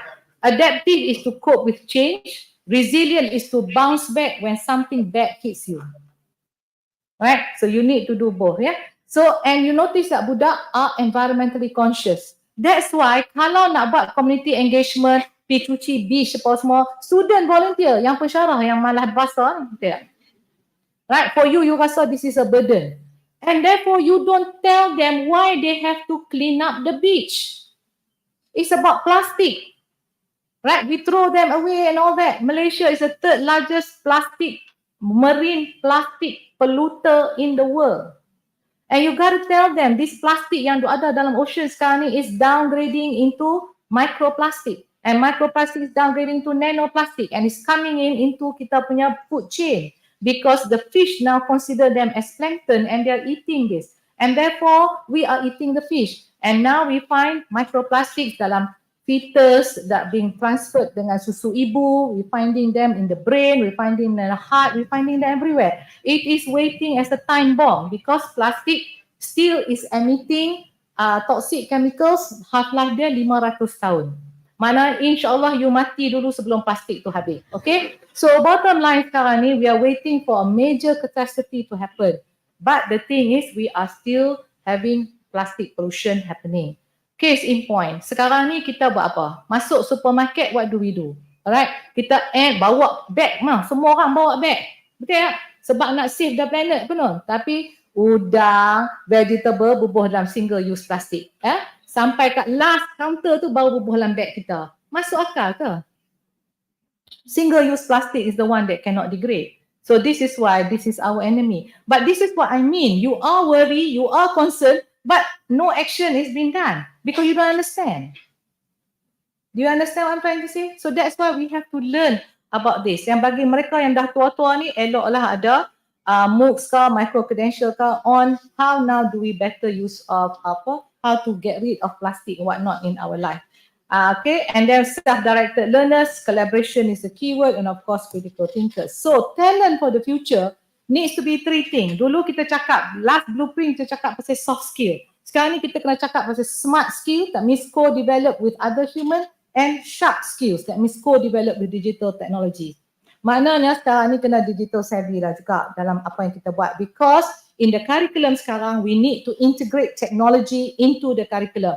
Augmented reality, virtual reality, and of course IMU now has the first immersive reality happening. So sila datang ke IMU to see this fantastic immersive reality that we have. But bottom line, we need to now go from traditional to now the new way on humanity-centric. All of us who are administrators, it's not enough to be a good administrator, you got to be a good innovator. Linear thinking now must move to systems thinking. Close innovation bagi mereka yang buat innovation, mana yang nak buat pasal TTO apa semua, now we have to talk about open innovation. Emphasis on qualification now is emphasis on skills and competency. Maknanya the value of the degree is going down. So basically that's why we have plan B about how now are being trained. Yeah? Specialists to multi-potentialite, very performance driven now to values internalized and impact driven. Kenapa saya tak guna values based? Kalau values based education tu Mak Saleh memang adalah dalam semua write up values based. Values based berlandaskan, berdasarkan. Kalau orang tak nampak dia boleh buat benda-benda salah. Sebab tu bribery is okay. Nampak tak? So bottom line sekarang ni, values internalized, dia ada dalam sanubari kita. Doesn't matter what unknown challenge is going to happen, we know what's right and we know what's wrong. That's why we use values internalized and now impact driven, from working in silo to now ecosystem view. Of course, there's a lot of attributes and skills expected from students in or learners in post-normal times. But yang penting daripada banyak-banyak sengaja saya letak ni supaya you all nganga sikit. Tapi actually at the end of the day, to cope with unknowns ada beberapa saja. The student has to, or the learner has to be flexible, adaptable, agile when facing either pandemic or any other disruption that is about to happen. Tapi one more thing that I need to say to you, dalam semua ni, emotional quotient, intelligence quotient, spiritual quotient kena ada juga dengan budak of tomorrow. Alright, so this is where we need to bring them all up to date. And satu lagi adalah crisis management. Kita juga tidak ajar budak on crisis management. Betul tak? Sebab bila berlaku krisis, budak ni satu hari akan jadi leader of the university. So dia bila jadi nak chancellor, bila berlaku sekarang ni crisis management, do they know how to solve? Case in point, flight delay sok more dekat airport. Betul tak? Bila orang marah, dia still tak tahu macam mana nak handle. Dia marah orang balik. You see, bila berlaku all these things, how do you handle crisis? All this needs to be taught, right? And of course, intellectual humility. Lagi tinggi kita pergi, lagi kita kena tunduk, ya. So this is intellectual humility kami dah. Now that we have all these attributes and skills that need to be there with the student, siapa nak ajak student ni if not the lecturer? So bottom line, educators should also undergo this professional development to be updated with new attributes and skills that the student need to have in post-normal times. So siapa nak ajak ni? CDAE atau HR? Saya rasa bukan HR. Tapi banyak universiti kata, oh, the training program must be done by HR. HR pun tak tahu what exactly is needed. So to me, it has to be the academic involved, in this case, in point CDAE. CDAE bukan saja patutnya mengajak, I tak tahu lah, I pula nak mengajak you all kan. Tapi bottom line is that it's not enough just to teach them about new delivery mode, macam mana nak buat micro credential, macam mana nak buat ABC. Ni siapa nak ajak pasal the need of all these attributes that need to be there. How do you now put experiential learning? How do you test values is happening or not? What kind of things are you going to use? So that's why we're thinking of bringing back ICGPA. Because ICGPA akan measure with the spider web and kita train budak every semester to now see kat mana kekurangannya supaya by the time they graduate, they can be a much better person, both balance between knowledge and character. Okay, how do you now navigate towards being future ready? So yang ini agak penting so that this is now done by academic science, but we have done this and this has been presented to minister and kita sekarang ni akan usaha masukkan yang ini juga dalam blueprint of the future. First of all, mau tak mau, all universities need to undergo digitalization and open access. That goes without saying. Tak, sekarang pun you all dah buat dah. But the way we run things have got to be multidisciplinary and transdisciplinary. Lifelong learning becomes very important, which you are now doing. Globalization. Adakah curriculum yang di-offer oleh USM also have is a global curriculum? That is something that needs to be there. And integration of emerging technologies need to come into the program, into the curriculum yang kita tengah develop sekarang. Health and well-being. Dulu kita tak kisah pasal health and kita tahu pasal health, kita tahu pasal well-being. But sekarang ni looks like strawberry generation. Betul tak? Suicide is high, anxiety is high. On top of that, cyberbullying. Alright, when we interview 1,000 students, memang for the blueprint, for the focus group discussion, looks like the students are now saying we need the internet, but we are enduring cyberbullying because we need the internet. I don't understand that, but of course I'm a boomer. I mean, for me, why we want to tolerate people who are cyberbullying you? But basically that is the case. And lagi banyak you masuk activity you dalam LinkedIn, dalam Facebook, dalam Twitter, dalam apa. And then maknanya memang you nak orang tulislah pasal apa aktiviti yang you dok buat tu. Alright? Seperti orang pencen selalunya dia makan, dia masuk dalam Facebook. Dia makan tengah hari, dia masuk Facebook. Dia makan breakfast, dia masuk Facebook. Alright? So all these things. So basically I don't have a Facebook, nor I do, because I don't believe in the algorithm, because I know the algorithm is watching you. But of course, the younger generation, you don't know, don't care. Right? Because tomorrow's nak cari job, memang to find the best fitted person for the job, it is the algorithm that is going to find you based on your LinkedIn and all that. Betul tak? Okay, so tapi be careful lah. Remember, whatever you put in the net is forever. You cannot remove it. Right? So don't show sangat you are lonely, you are this and you are that, you know. Ya Allah Akbar, carilah. Cari plan B lah, go and find a good friend. Have coffee, Zeus coffee, whatever, tanpa gula. Okay, do that. Alright, so, but it is very crucial. Health and well-being of pelajar is crucial. I don't know how to tell you that, but Taman, you have to have the support service here. Sebab kaunselor tak cukup.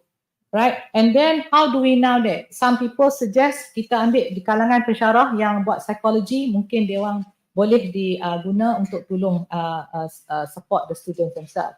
Innovation and entrepreneurship, tak payah nak cerita lah, memang patut kena buat. Quality assurance and accreditation also need to now evolve the system of accreditation and learning assessment. Datuk Narimah juga kena tukar. Tak boleh same old because budak nak guna ChatGPT. You cannot stop budak from doing ChatGPT. Next year is going to be ChatGPT 5.0 and that fellow is just talking to you mono a mono. Alright, and it's just like having a good friend sebelah you, and that's with ChatGPT 5.0. So bila budak dah ada all that, you cannot say stop it, you know, and why? Because your learning assessment is still tanya soalan macam sama. Senang je budak nak jawab. So you gotta do now oral. That's why the 3-minute thesis is important. Sebab kita kena tahu apa ada dalam kepala otak budak tu bila dia tengah bercakap. So basically it has to come from them. So the 3-minute thesis tu sometimes can get, pada kat IPS is going to be very important. Government policy and funding is also moving in that direction. But what I want to say to you is that we have gone from structured to now flexible to now personalization and customization. As we now want to generate income, personal customization, maknanya kita bagi pada group of lawyers di Kuwait for example, mereka nak graduate macam mana kita nak ajak dia orang. Okay, that's customization. But when we customize, benda tu tak laku lah in the sense of degree. But as long as this unbundling is happening, then as long as mereka belajar, mereka faham tentang what it's all about, for them it's okay. Alright, so therefore alternative credentials come in.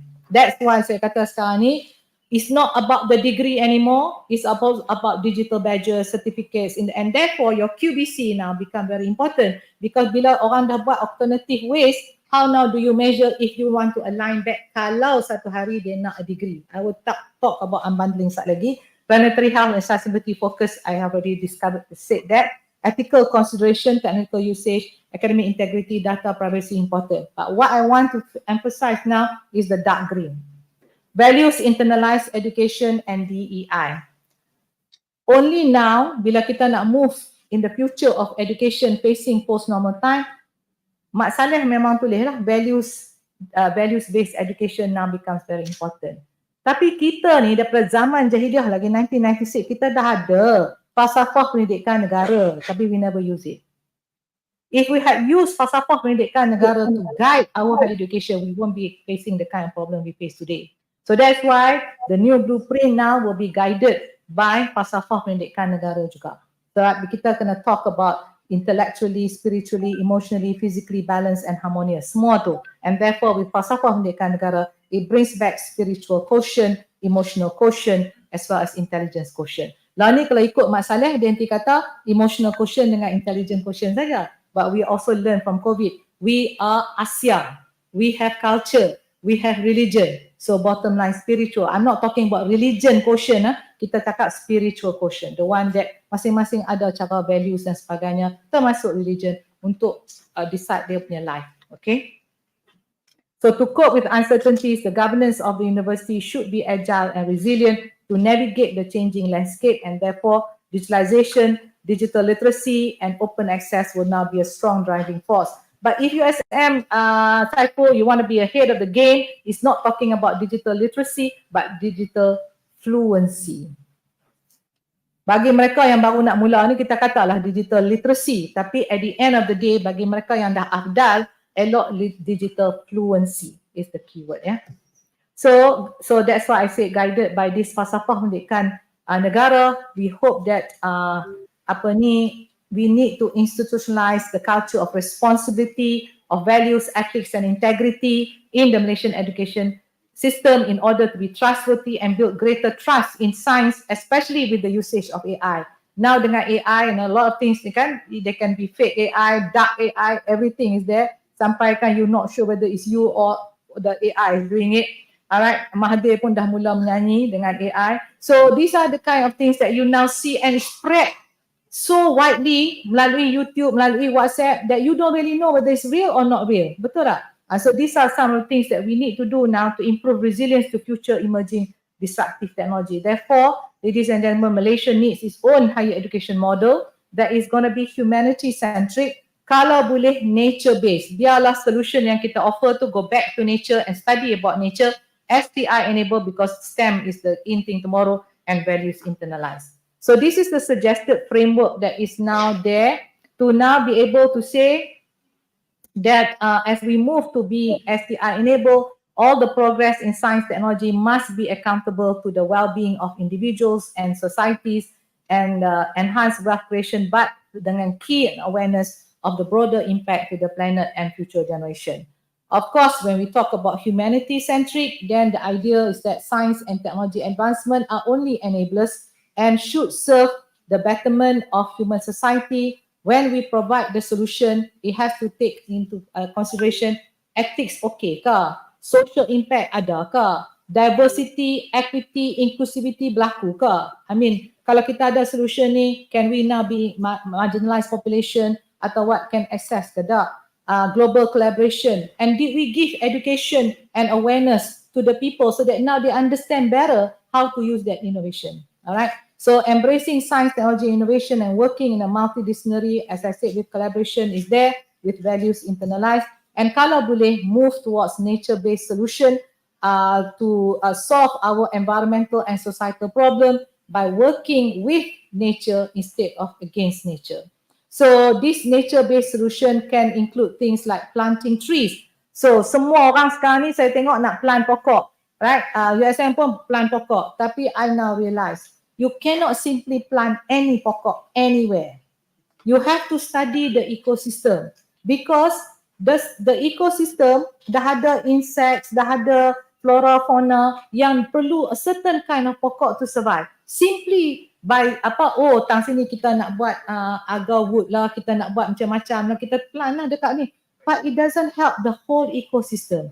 So that's why it's very important before you plant any tree, study the ecosystem first, then plant the necessary plant that is now needed to move the ecosystem. Barulah insect tu boleh hidup. Bila insect tu hidup, the whole value chain kan, food chain also will not be affected. So this is very important. So that and of course, if you use nature-based solution, it's going to be more cost-effective and sustainable. So to me, it sounds very much like an apex agenda, because we are here to help the people of the bottom billion. So the more cost-effective it becomes, it will be high-tech, high-touch. So nature-based solution involve empowering the local community. So as I'm explaining about this, nampaknya macam apex agenda for USM. So that this is now the in thing in terms of thinking. But as I said, USM has been we lead, remember that? So kena continue to be we lead lah in order to do this, to empower the local, like for example, taking care of the river, the forest, the animals, but also taking care about the custom, the indigenous knowledge and the local knowledge of the people, like the Tagal system in Sabah, where you now combine science and technology, tapi combined with indigenous knowledge, and they preserve now more than 2,800 kilometers of river in Sabah. Daripada kotor sekarang ni jadi pristine and you can tangkap ikan at only a certain time. Dia tak bagi tangkap ikan all the time. So in short, when you now go and undergo nature based, you are providing ROV and then ROV will in turn bawa you ROI. Masalah kita punya kepala otak sekarang is that I don't know mengajar ni ke tak. InsyaAllah tak lah kot. That everything we do mesti ROI. What's the return of investment? What's in it for me? Now we have to say, if we now move this step towards ni, we need to go to return on values. Bukan return on value. Ada S. Sebab return on value means you nak monetize again. Return on values means you jaga nature. If you take care of Mother Earth, they will take care of you. Betul tak? Mother Earth will take care. Dah ada dah. Ayat-ayat Quran pun dah ada. Ni Ustazah juga boleh cakap. But bottom line sekarang ni, what I'm trying to say is that if you take care, like the Tagal system in Sabah, they take care of return on values first. When you pollute the river, they tak nak duit as penalty. They nak you bagi lembu. Tahu tak? Bagi dia orang, mereka tak mau duit. Dia nak lembu because then lembu will now create an economic impact for them. Kalau masuk ke dalam Tagal system, that's why every day flights from Korea, from China are going to and see the Tagal system because you kena bawa balik keluar semua sampah you. And when you are there in the river, the fish will be there. You boleh angkat fish you dengan tangan, you boleh ambil, you boleh beli the fish. So that is the Tagal system. Worth for you to see for your holidays. Habis. Okay, and tak payah duduk. Dah ada jam kat situ tu, part situ kan. So in short, if you focus on long-term benefit, it's a way forward for impactful research and hopefully help to solve real-world problems that are now relevant. So what is the way forward? The way forward, as I see it, but of course this is subject to more change in the future, instead of just knowledge, let's talk about inclusive knowledge. Instead of just STEM enabled, it has to be impact-driven, nature-based, STEAM-enabled. Because sekarang ni kita work dengan arts, dengan science, innovation and competency. Instead of, basically ethics and spirituality need to be there, but we need to do humanity-centric with spirituality and values internalized. We also, instead of just national identity, adaptive, flexible, resilient to staff and also the students, adaptive, flexible, resilient, tanpa empowerment is no good. So the leadership needs to be not just leader biasa, but transformative leadership that believe in giving empowerment to the staff and to the student. Barulah sekarang dapat kita lihat the productivity being there. Thinking skill and industry is there, but sustainability-led nation builders. InsyaAllah, kita punya Apex agenda pun for a sustainable future, but we are also saying now sustainability-led nation builders and not just industry ready. Memanglah kita akan suruh academia industry relationship, but remember it's not just about being industry ready but also being future ready, because that industry today may not be there 1 year from now. Betul tak? With the disruptive technology, that industry go poof, and then what? We train the student for that industry. So that's why I said it has to go beyond just work. Education must go beyond work. So train the student to be future ready, then dia boleh adapt mana-mana industri yang dia perlu pergi, So which includes smart skills, sharp skills with responsible use of technology. With unbundling of higher education, your mind is always in quadrant 1. This is MQA control. All your life you've been doing this, right? But now we need to go now to marginal change, whereby sekarang ni marginal change is like jukebox. The one who initiated this before was Tsukuba University together with UTM. And so now UTM is bringing back this jukebox. Jukebox is like masalah. You have something in common and then after that you differentiate into whatever. So pernah dah kita kata engineering ni, kenapa tak boleh buat semua in common? Lepas ni mesti ramai marah. Tapi bottom line, the jukebox version is something is in common. Lepas tu decide lah, I nak buat mechanical, I nak buat civil, I nak buat EE, I nak buat apa. Tapi there are some basic that is common. So with jukebox, kita kata the student will select, because tomorrow is about student. It's not about you. You are the facilitator of knowledge. Ulang suara. You are not the teacher. You are now the facilitator of knowledge. The student will decide what the student wants. Because this is Gen Z. They are supposed to be more intelligent than most of us put together. Hello, but you never know. But the thing is, they are supposed to be intelligent and they want to do what they want to do. We keep on saying to them, think out of the box. And what do the students say to you? I'm never in the box. Why are you putting me in the box? Betul tak? You all ni yang tua-tua, macam lagi tua lah. Tapi bottom line, we keep on saying that. Think out of the box. And we thought that was innovative. But to the student, why are you putting me in the box? I was never in the box in the first place. Am I right? Yeah, you did. Anak-anak you pun you dah tahu dah kan. Where you have, you know, dulu kita bila nak study, kita duduk dalam bilik, kita study quietly, duduk kat library semua. Tengok masuk dalam bilik anak, komputer, headphone, radio duk dengar, kita kata macam mana dia study ni kan. But for them is multi-input, is normal, right? It's normal for the young generation. And that's where kita ada generation gap. Maybe the next time I come in, I will come and teach you about generation gap. So when you have generation gap, it makes a lot of problem yang ada antara staff senior dengan staff junior, antara student dengan lecturer. There's a lot of problem when we have antara professor dengan associate professor because of the intergeneration gap. So that is marginal change where certification is awarded by university that have mutual recognition of the program offered. You're doing that anyway with your mobility. Betul tak? Bila student you pergi mobility, you recognize dah that thing. So actually you are doing it. Tapi you tak buat that as part and parcel of the whole course or the whole program. You just ambil sikit-sikit saja. But now this is going to be the new thing. MQA tahu bila we undergo this unbundling, MQA hanya pegang quadrant 1. Quadrant 2, 3 and 4 berani tak berani leadership of the university. Itu aja. Alright, because kita as public university macam mana pun kena buat quadrant 1, but nothing is stopping you from doing quadrant 2, 3 and 4. Nampak? What is quadrant 2? Quadrant 3 is actually what called adaptive change. All this while industri duk marah, kita lah tak reti ajak supaya budak sekarang ni mismatch dengan industri. Okay, hello, you ajak sendiri sudah. Okay, so now we have industry lab certificate, which is the forward school.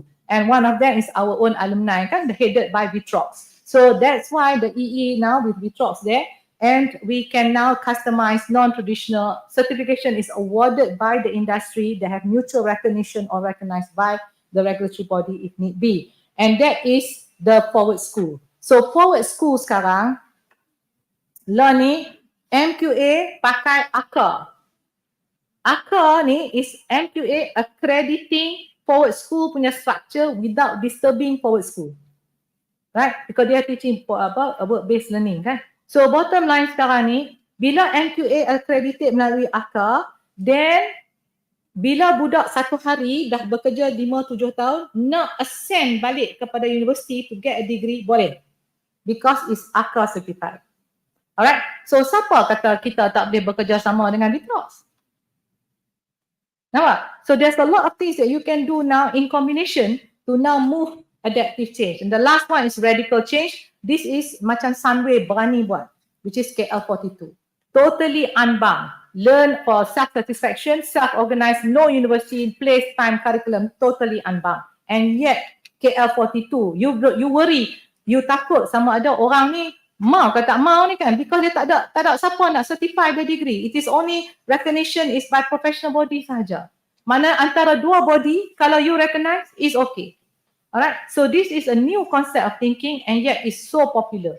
400 people dah keluar daripada KL42 Sunway. Now Sunway dah buka 42 Penang, 42 Sabah, 42 Sarawak, 42 Johor.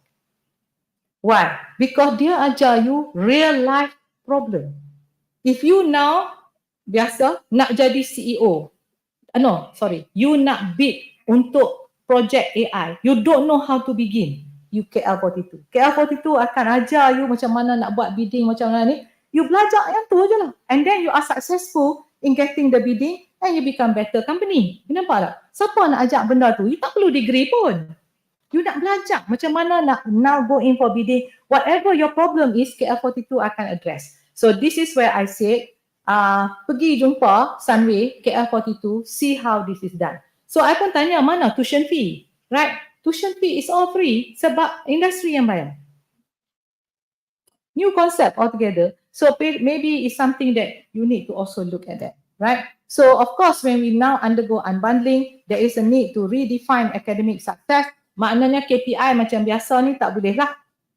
As we unbundle, we also need to look at the new different kind of KPI, no longer KPI, maybe combination of KPI and KIP, key intangible, because we are looking for impact. And therefore, there must be new ways of measuring skills acquisition, real world impact, lifelong learning outcomes, and so on. And data-driven decision-making also needs to be there. So you need to invest in data analytics tools and training. And of course, you need to invest in foresight. So in order to move forward, yeah. So what are the issues and challenges in implementation of anything new? Macam mana saya kata nak unbundle? First of all is resistance to change. Habis cerita, mesti ada juga makhluk dalam Senate ke apa yang kata no, this cannot be done. Okay, masa itulah Datuk Rahman kena perbetul lah. Yes, it has to be done. So but bottom line, there's still a lot of resistance because orang mungkin tak percaya. But whether you percaya tak percaya, waste is here to stay. Pakcik percaya dalam sains and teknologi tak? Pakcik pernah guna sains dan teknologi dalam hidup tak? Pakcik nak pergi kenduri ni pakai apa? Pakai waste lah. Dia pakai waste lah. So waste tu bukan sains and teknologi. Oh iya ke? You understand that? But now you see how much waste has changed your life. Misalnya Lazada, Shopee, Temu. See, I can say now all those things. Touch and go, wallet kan, semua, e-wallet apa semua. Everything is changing your life. Bila hampa pergi supermarket lah ni, tak lama dah tak pergi kan. Semuanya duk beli melalui online. So this is what it changed. This is disruption, okay, where it changed your life totally. That is disruption. So this is where resistance to change can also be happening. Financial sustainability always tak cukup duit, dapat approval now tapi tak ada continuity sebab duit tak pernah cukup and therefore you cannot continue whatever project. Technological barriers, digital divide.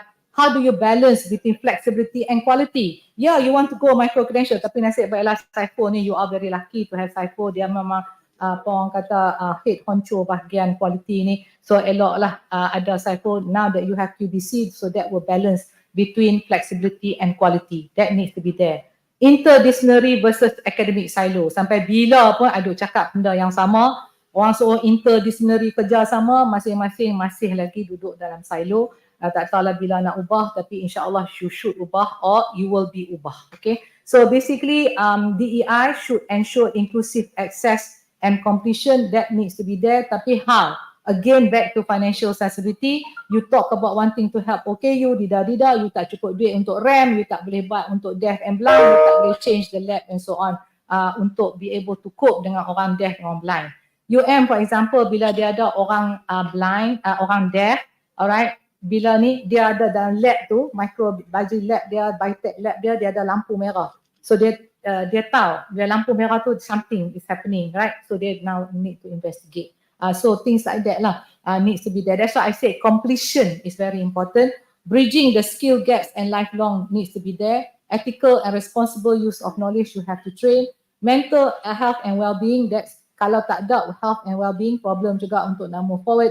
Globalization, academic freedom, there's always the case with the academic freedom. Kita nak benda ni buat cara kita, tapi tengok-tengok nak buat dengan cara lain pula yang university offer. So that may be a problem. And environmental sustainability. So last kali, I just want to say, kalau boleh kepada anak-anak you, tolonglah jangan tanya dah what do you want to be when you grow up. Boleh tak?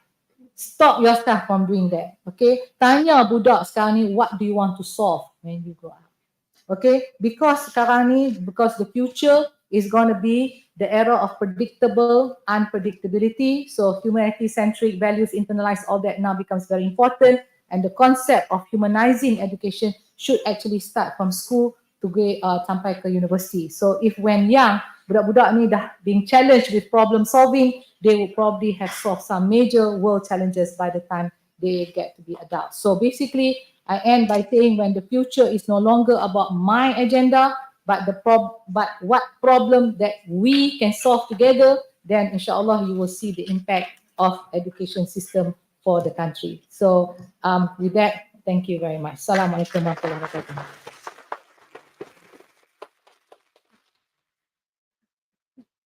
Tak ada Q&A? Yeah. So I'm waiting for tacos now.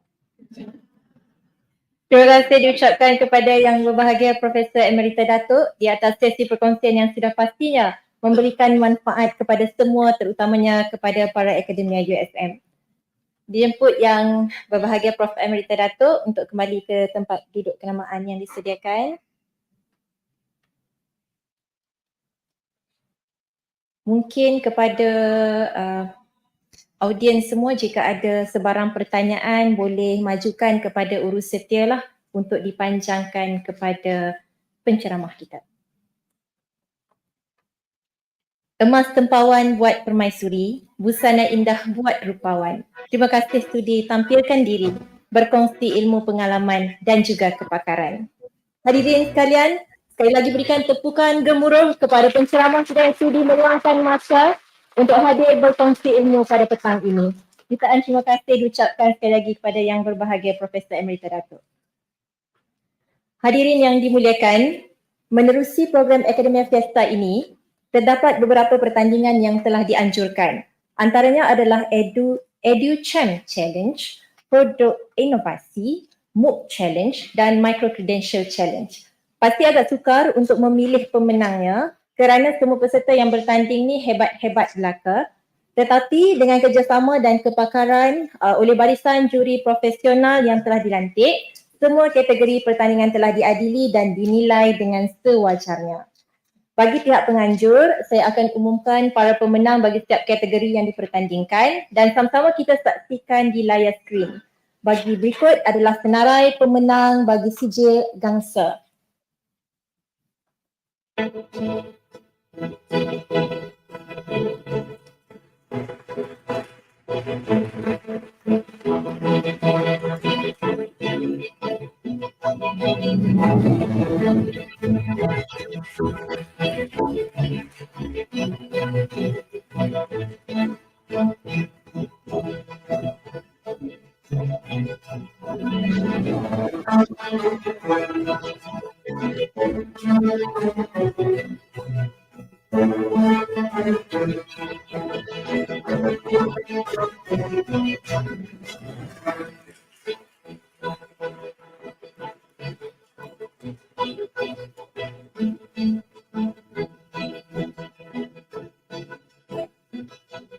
Tahniah kepada semua pemenang. Seterusnya kita sama-sama saksikan di layar skrin adalah senarai pemenang sijil perak.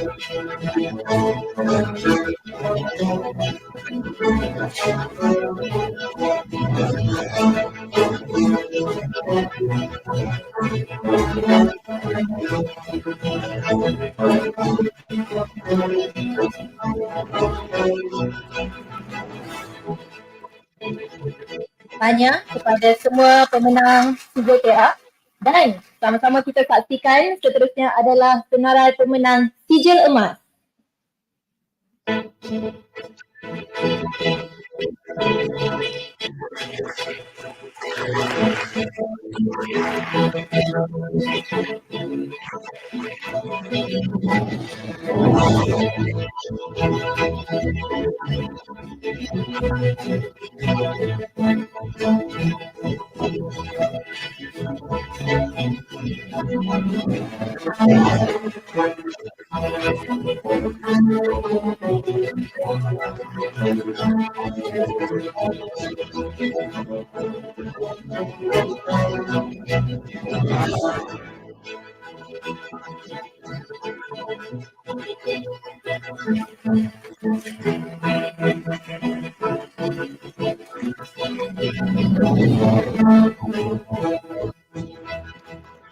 Tahniah diucapkan kepada semua pemenang. Para pemenang boleh menuntut sijil di kaunter urus setia selepas majlis ini atau juga di pejabat TDAE mulai esok. Hadirin yang dihormati, seterusnya majlis sekali lagi ingin menjemput pengarah TDAE bersama yang berbahagia Profesor Datuk Timbalan Naib Chancellor Akademik dan Antarabangsa untuk mengiringi yang berbahagia Profesor Datuk Seri Naib Chancellor untuk tampil ke hadapan bagi menyempurnakan acara penyampaian hadiah utama kepada para pemenang. Majlis mempersilakan.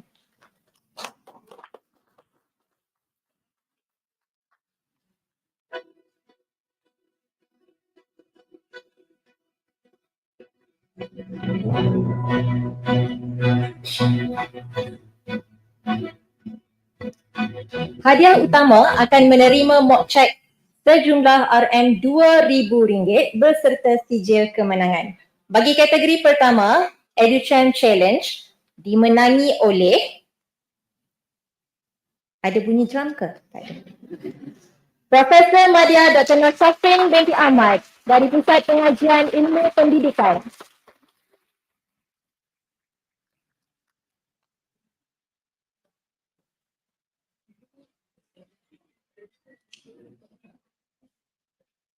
Tajuknya Sarjana Kaunseling Integratif dan Holistik Menjana Kesejahteraan Rakyat.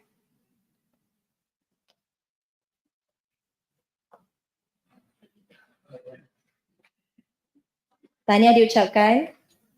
Seterusnya,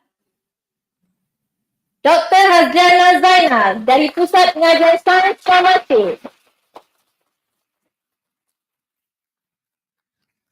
Dengan tajuknya Foundations of Communicating Effectively in Healthcare, FAKIH, A Transformative Approach.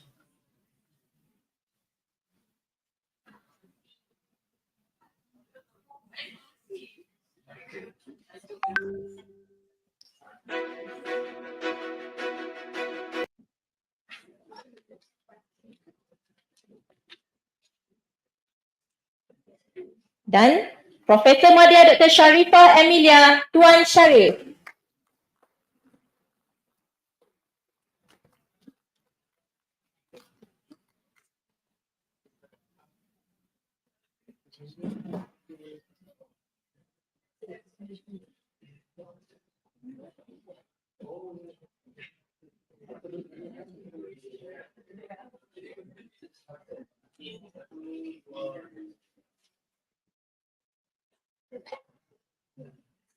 Tahniah diucapkan.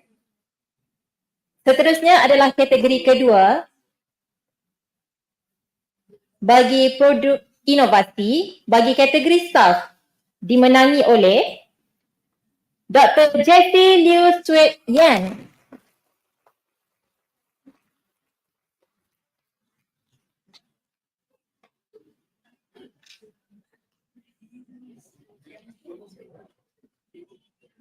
Dari Pusat Pengajian Sains Komputer.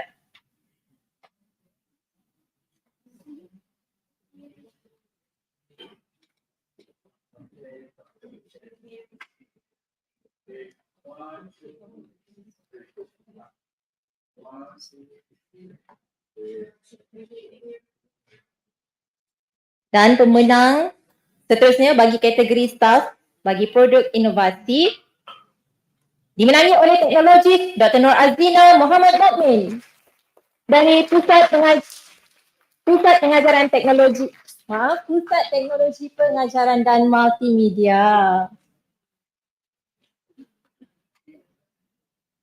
atau lebih dikenali sebagai PTPM.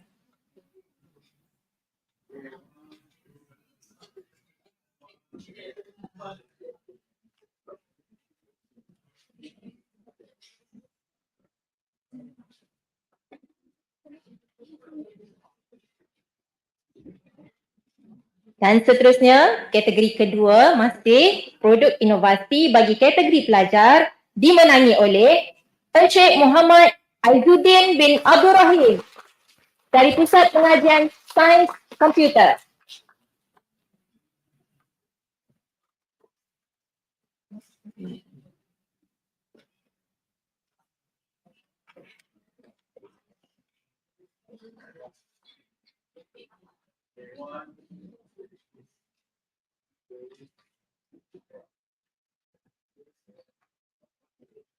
Tahniah diucapkan. Dan seterusnya bagi kategori 3 iaitu MOOC Challenge dimenangi oleh Teknologi Farhana Muhammad Razif dari Pusat Pengajian Perumahan Bangunan dan Perancangan.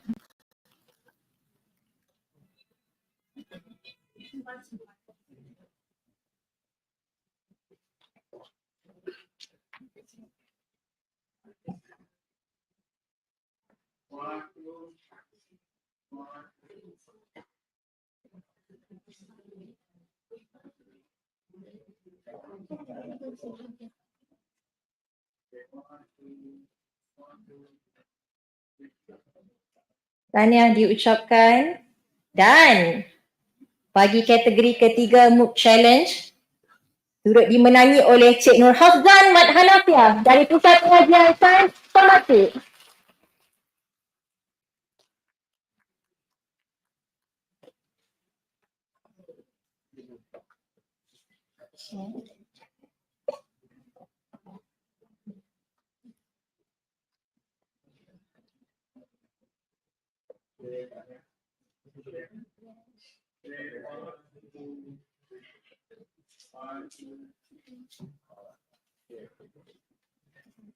Tahniah diucapkan. Para hadirin, seterusnya adalah anugerah khas. Untuk makluman para hadirin, bagi kategori ini tidak dipertandingkan. Data yang diperoleh bagi penerima anugerah khas ini adalah daripada pengkalan data sedia ada CDAE bermula dari tahun 2018 sehingga kini, 2024. Berikut adalah pemenang bagi kategori jumlah bilangan modul micro-credential tertinggi mengikut PTJ.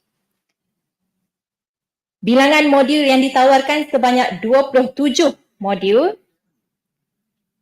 dimenangi oleh Pusat Teknologi Pengajaran dan Multimedia dijemput Profesor Tuan Ahmad Jaafar Wan Yahya.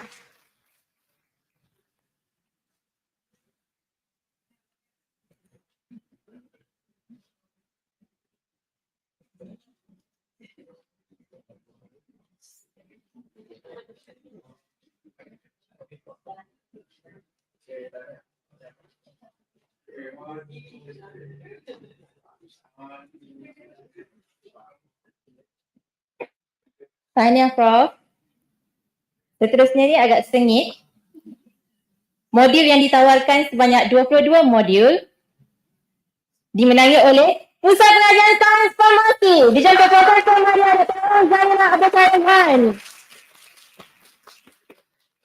Saya amat berbangga pada hari ini kerana mantan bos saya dan bos saya yang sedia ada sekarang kedua-duanya memenangi anugerah khas ini.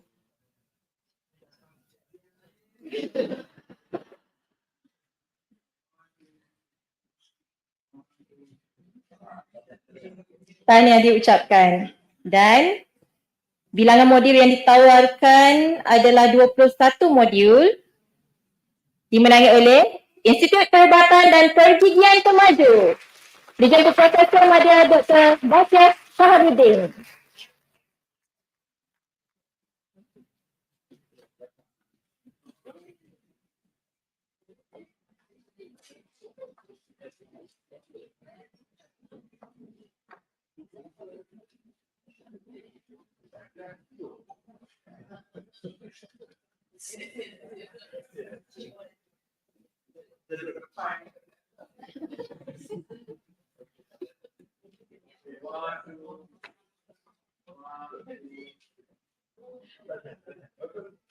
Tahniah diucapkan. Hadirin yang dihormati, seterusnya adalah pemenang bagi kategori jumlah bilangan modul micro-credential tertinggi untuk individu dan perkumpulan. Bilangan modul yang ditawarkan oleh individu ini sebanyak 11 modul dimenangi oleh Teknologi Dr. Magaswaran Sambutan dari Pusat Teknologi Pengajaran dan Multimedia.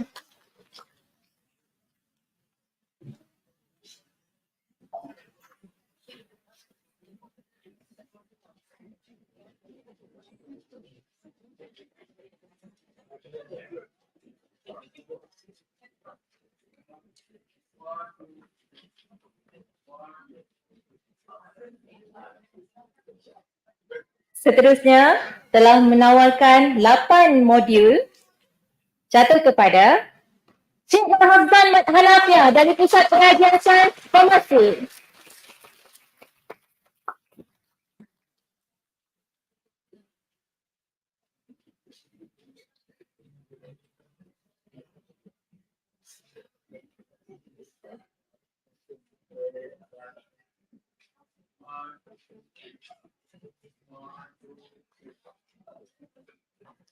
Tahniah diucapkan. Dan seorang lagi telah menawarkan 6 modul jatuh kepada Tuan Asdaria Misnan dari Pusat Racun Negara. Ini merupakan kategori berkumpulan. Jika ada ahli kumpulan berada dalam dewan, turut dijemput untuk bersama-sama tampil ke pentas.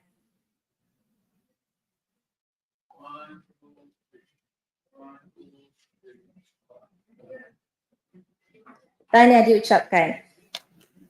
Kategori seterusnya adalah kursus MOOC.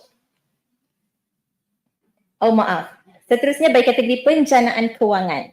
Melebihi ringgit Malaysia RM5,000. Dimenangi oleh Dr. Nurdiana Harif Fazilah bagi projek jaringan komuniti dari Institut Perubatan dan Pergigian Termaju. Boleh jemput wakil.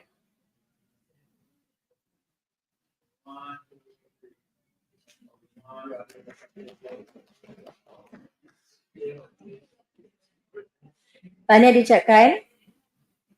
Seterusnya, sekali lagi Cik Nur Hafzan Mat Hanafia dari Pusat Pengajian Sains Farmasi. Dengan tajuk micro-credentialnya CTPIP, Introduction to Vaccine. Nampaknya menang besar Cik Hafzan.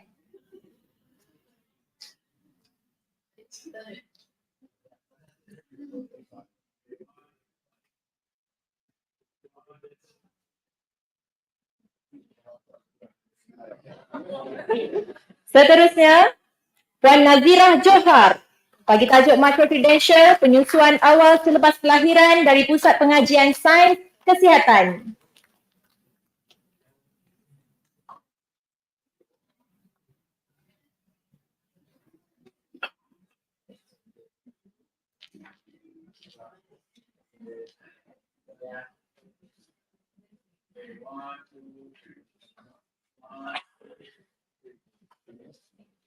Seterusnya juga terbang dari negeri Cik Mek Molek, Puan Zaithan Abdul Rahman dari Pusat Pengajian Sains Kesihatan dengan tajuk micro-credentialnya modul penjagaan kendiri kaki diabetes.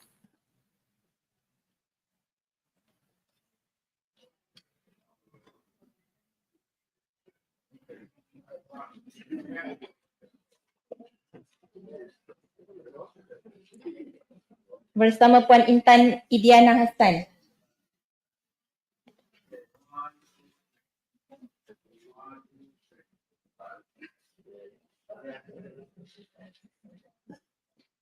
Sekali lagi dari negeri Cik Siti Wan Kembang, dijemput Puan Rozita Abdullah Elias Muhammad dari Pusat Pengajian Sains Kesihatan dengan tajuk micro-credentialnya suntikan insulin menggunakan pengisian semula.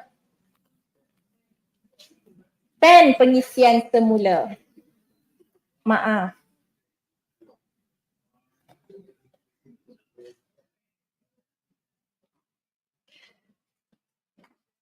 Dijemput yang seterusnya Puan Fazilah Husin juga dari Pusat Pengajian Sains Kesihatan dengan tajuk micro-credentialnya jom cuci luka.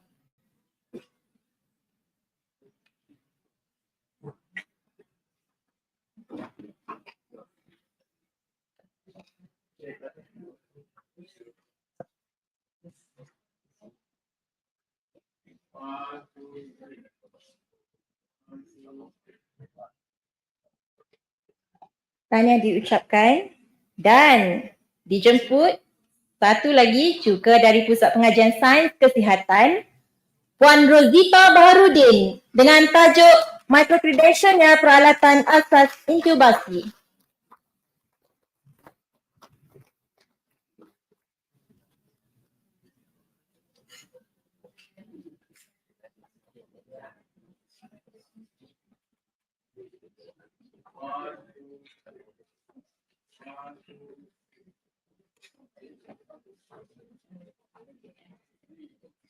Dan kategori seterusnya adalah kursus MOOC yang mempunyai bilangan pelajar yang mendaftar melebihi 10,000 orang. Pemenangnya adalah juga dari Cik Siti Wan Kembang, Pusat Pengajian Sains Perubatan, dijemput Dr. Junailah Nur dan Dr. Arifah Abdullah. Dengan tajuk MOOC-nya Basic ECG Course.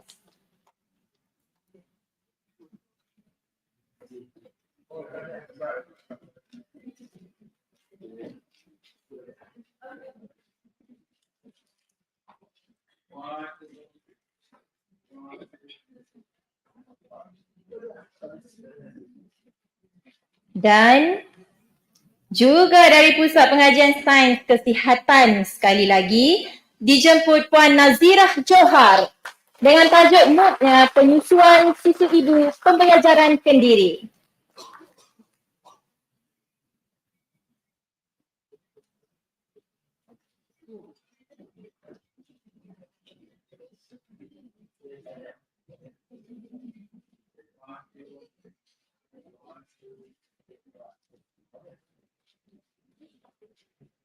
Terima kasih diucapkan kepada semua tetamu kehormat yang telah menyempurnakan acara penyampaian hadiah. Tahniah kepada semua pemenang. Dijemput semua tetamu kehormat untuk ke ruangan blok pemenang untuk sesi bergambar kenangan bersama mereka yang bertuah pada petang ini. Majlis turut menjemput yang berbahagia Profesor Emerita Datuk Dr. Asma Ismail dan yang berbahagia Profesor Datin Dr. Azina Harun, Lais Kamarudin untuk sama-sama bergambar kenangan bersama pemenang.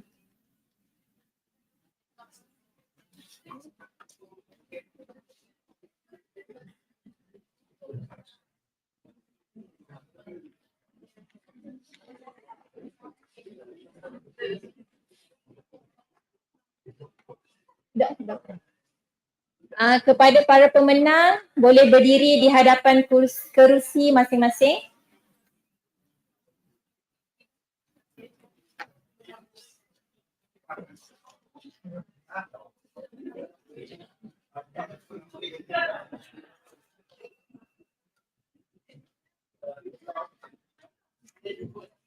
Kepada para hadirin, jangan pulang dulu ya. Kita ada lagi acara yang seterusnya selepas ini. Diharapkan bersabar.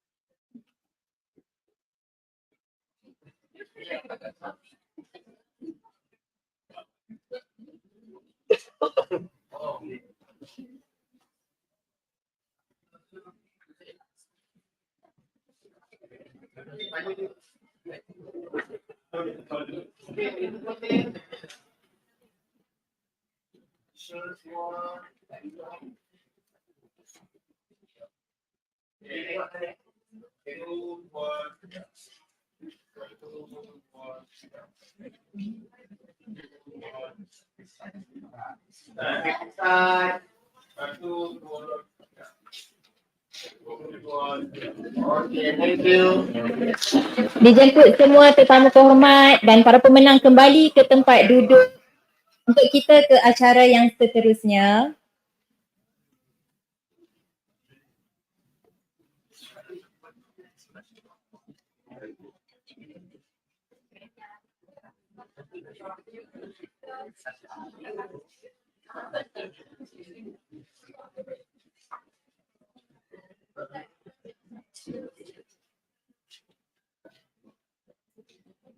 Kita ada lagi satu kategori yang akhir. Tetapi ini sama-sama kita saksikan tayangan video pemenang bagi kategori kursus MOOC yang mempunyai bilangan pelajar mendaftar melebihi 1,000 orang. Pemenangnya adalah sama-sama kita saksikan.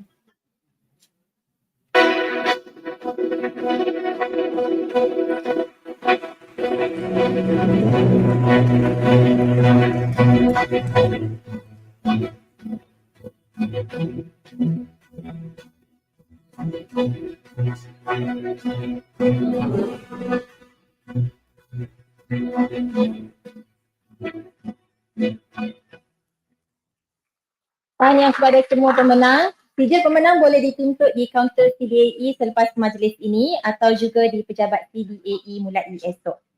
Hadirin yang saya kasihi, majlis sekali lagi ingin menjemput yang berbahagia Datuk Seri Naib Chancellor untuk acara yang seterusnya, iaitu acara terakhir, pelancaran CDAE 5.0.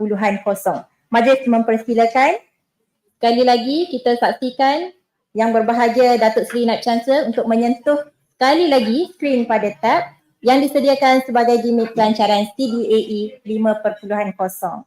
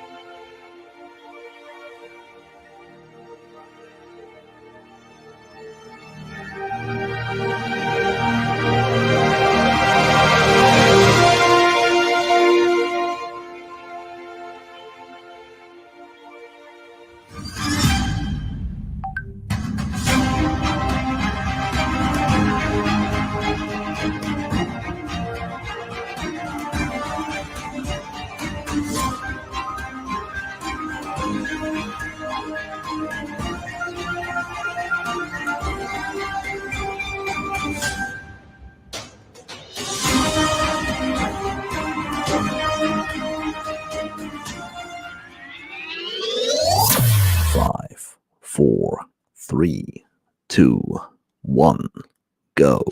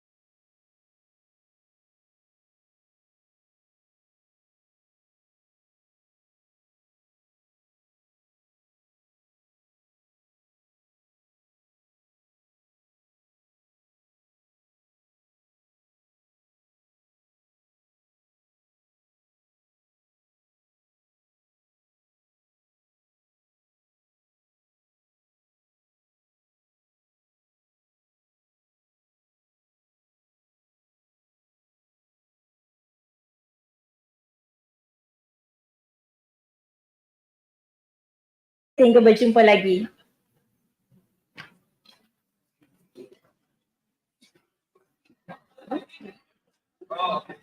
Ya Allah.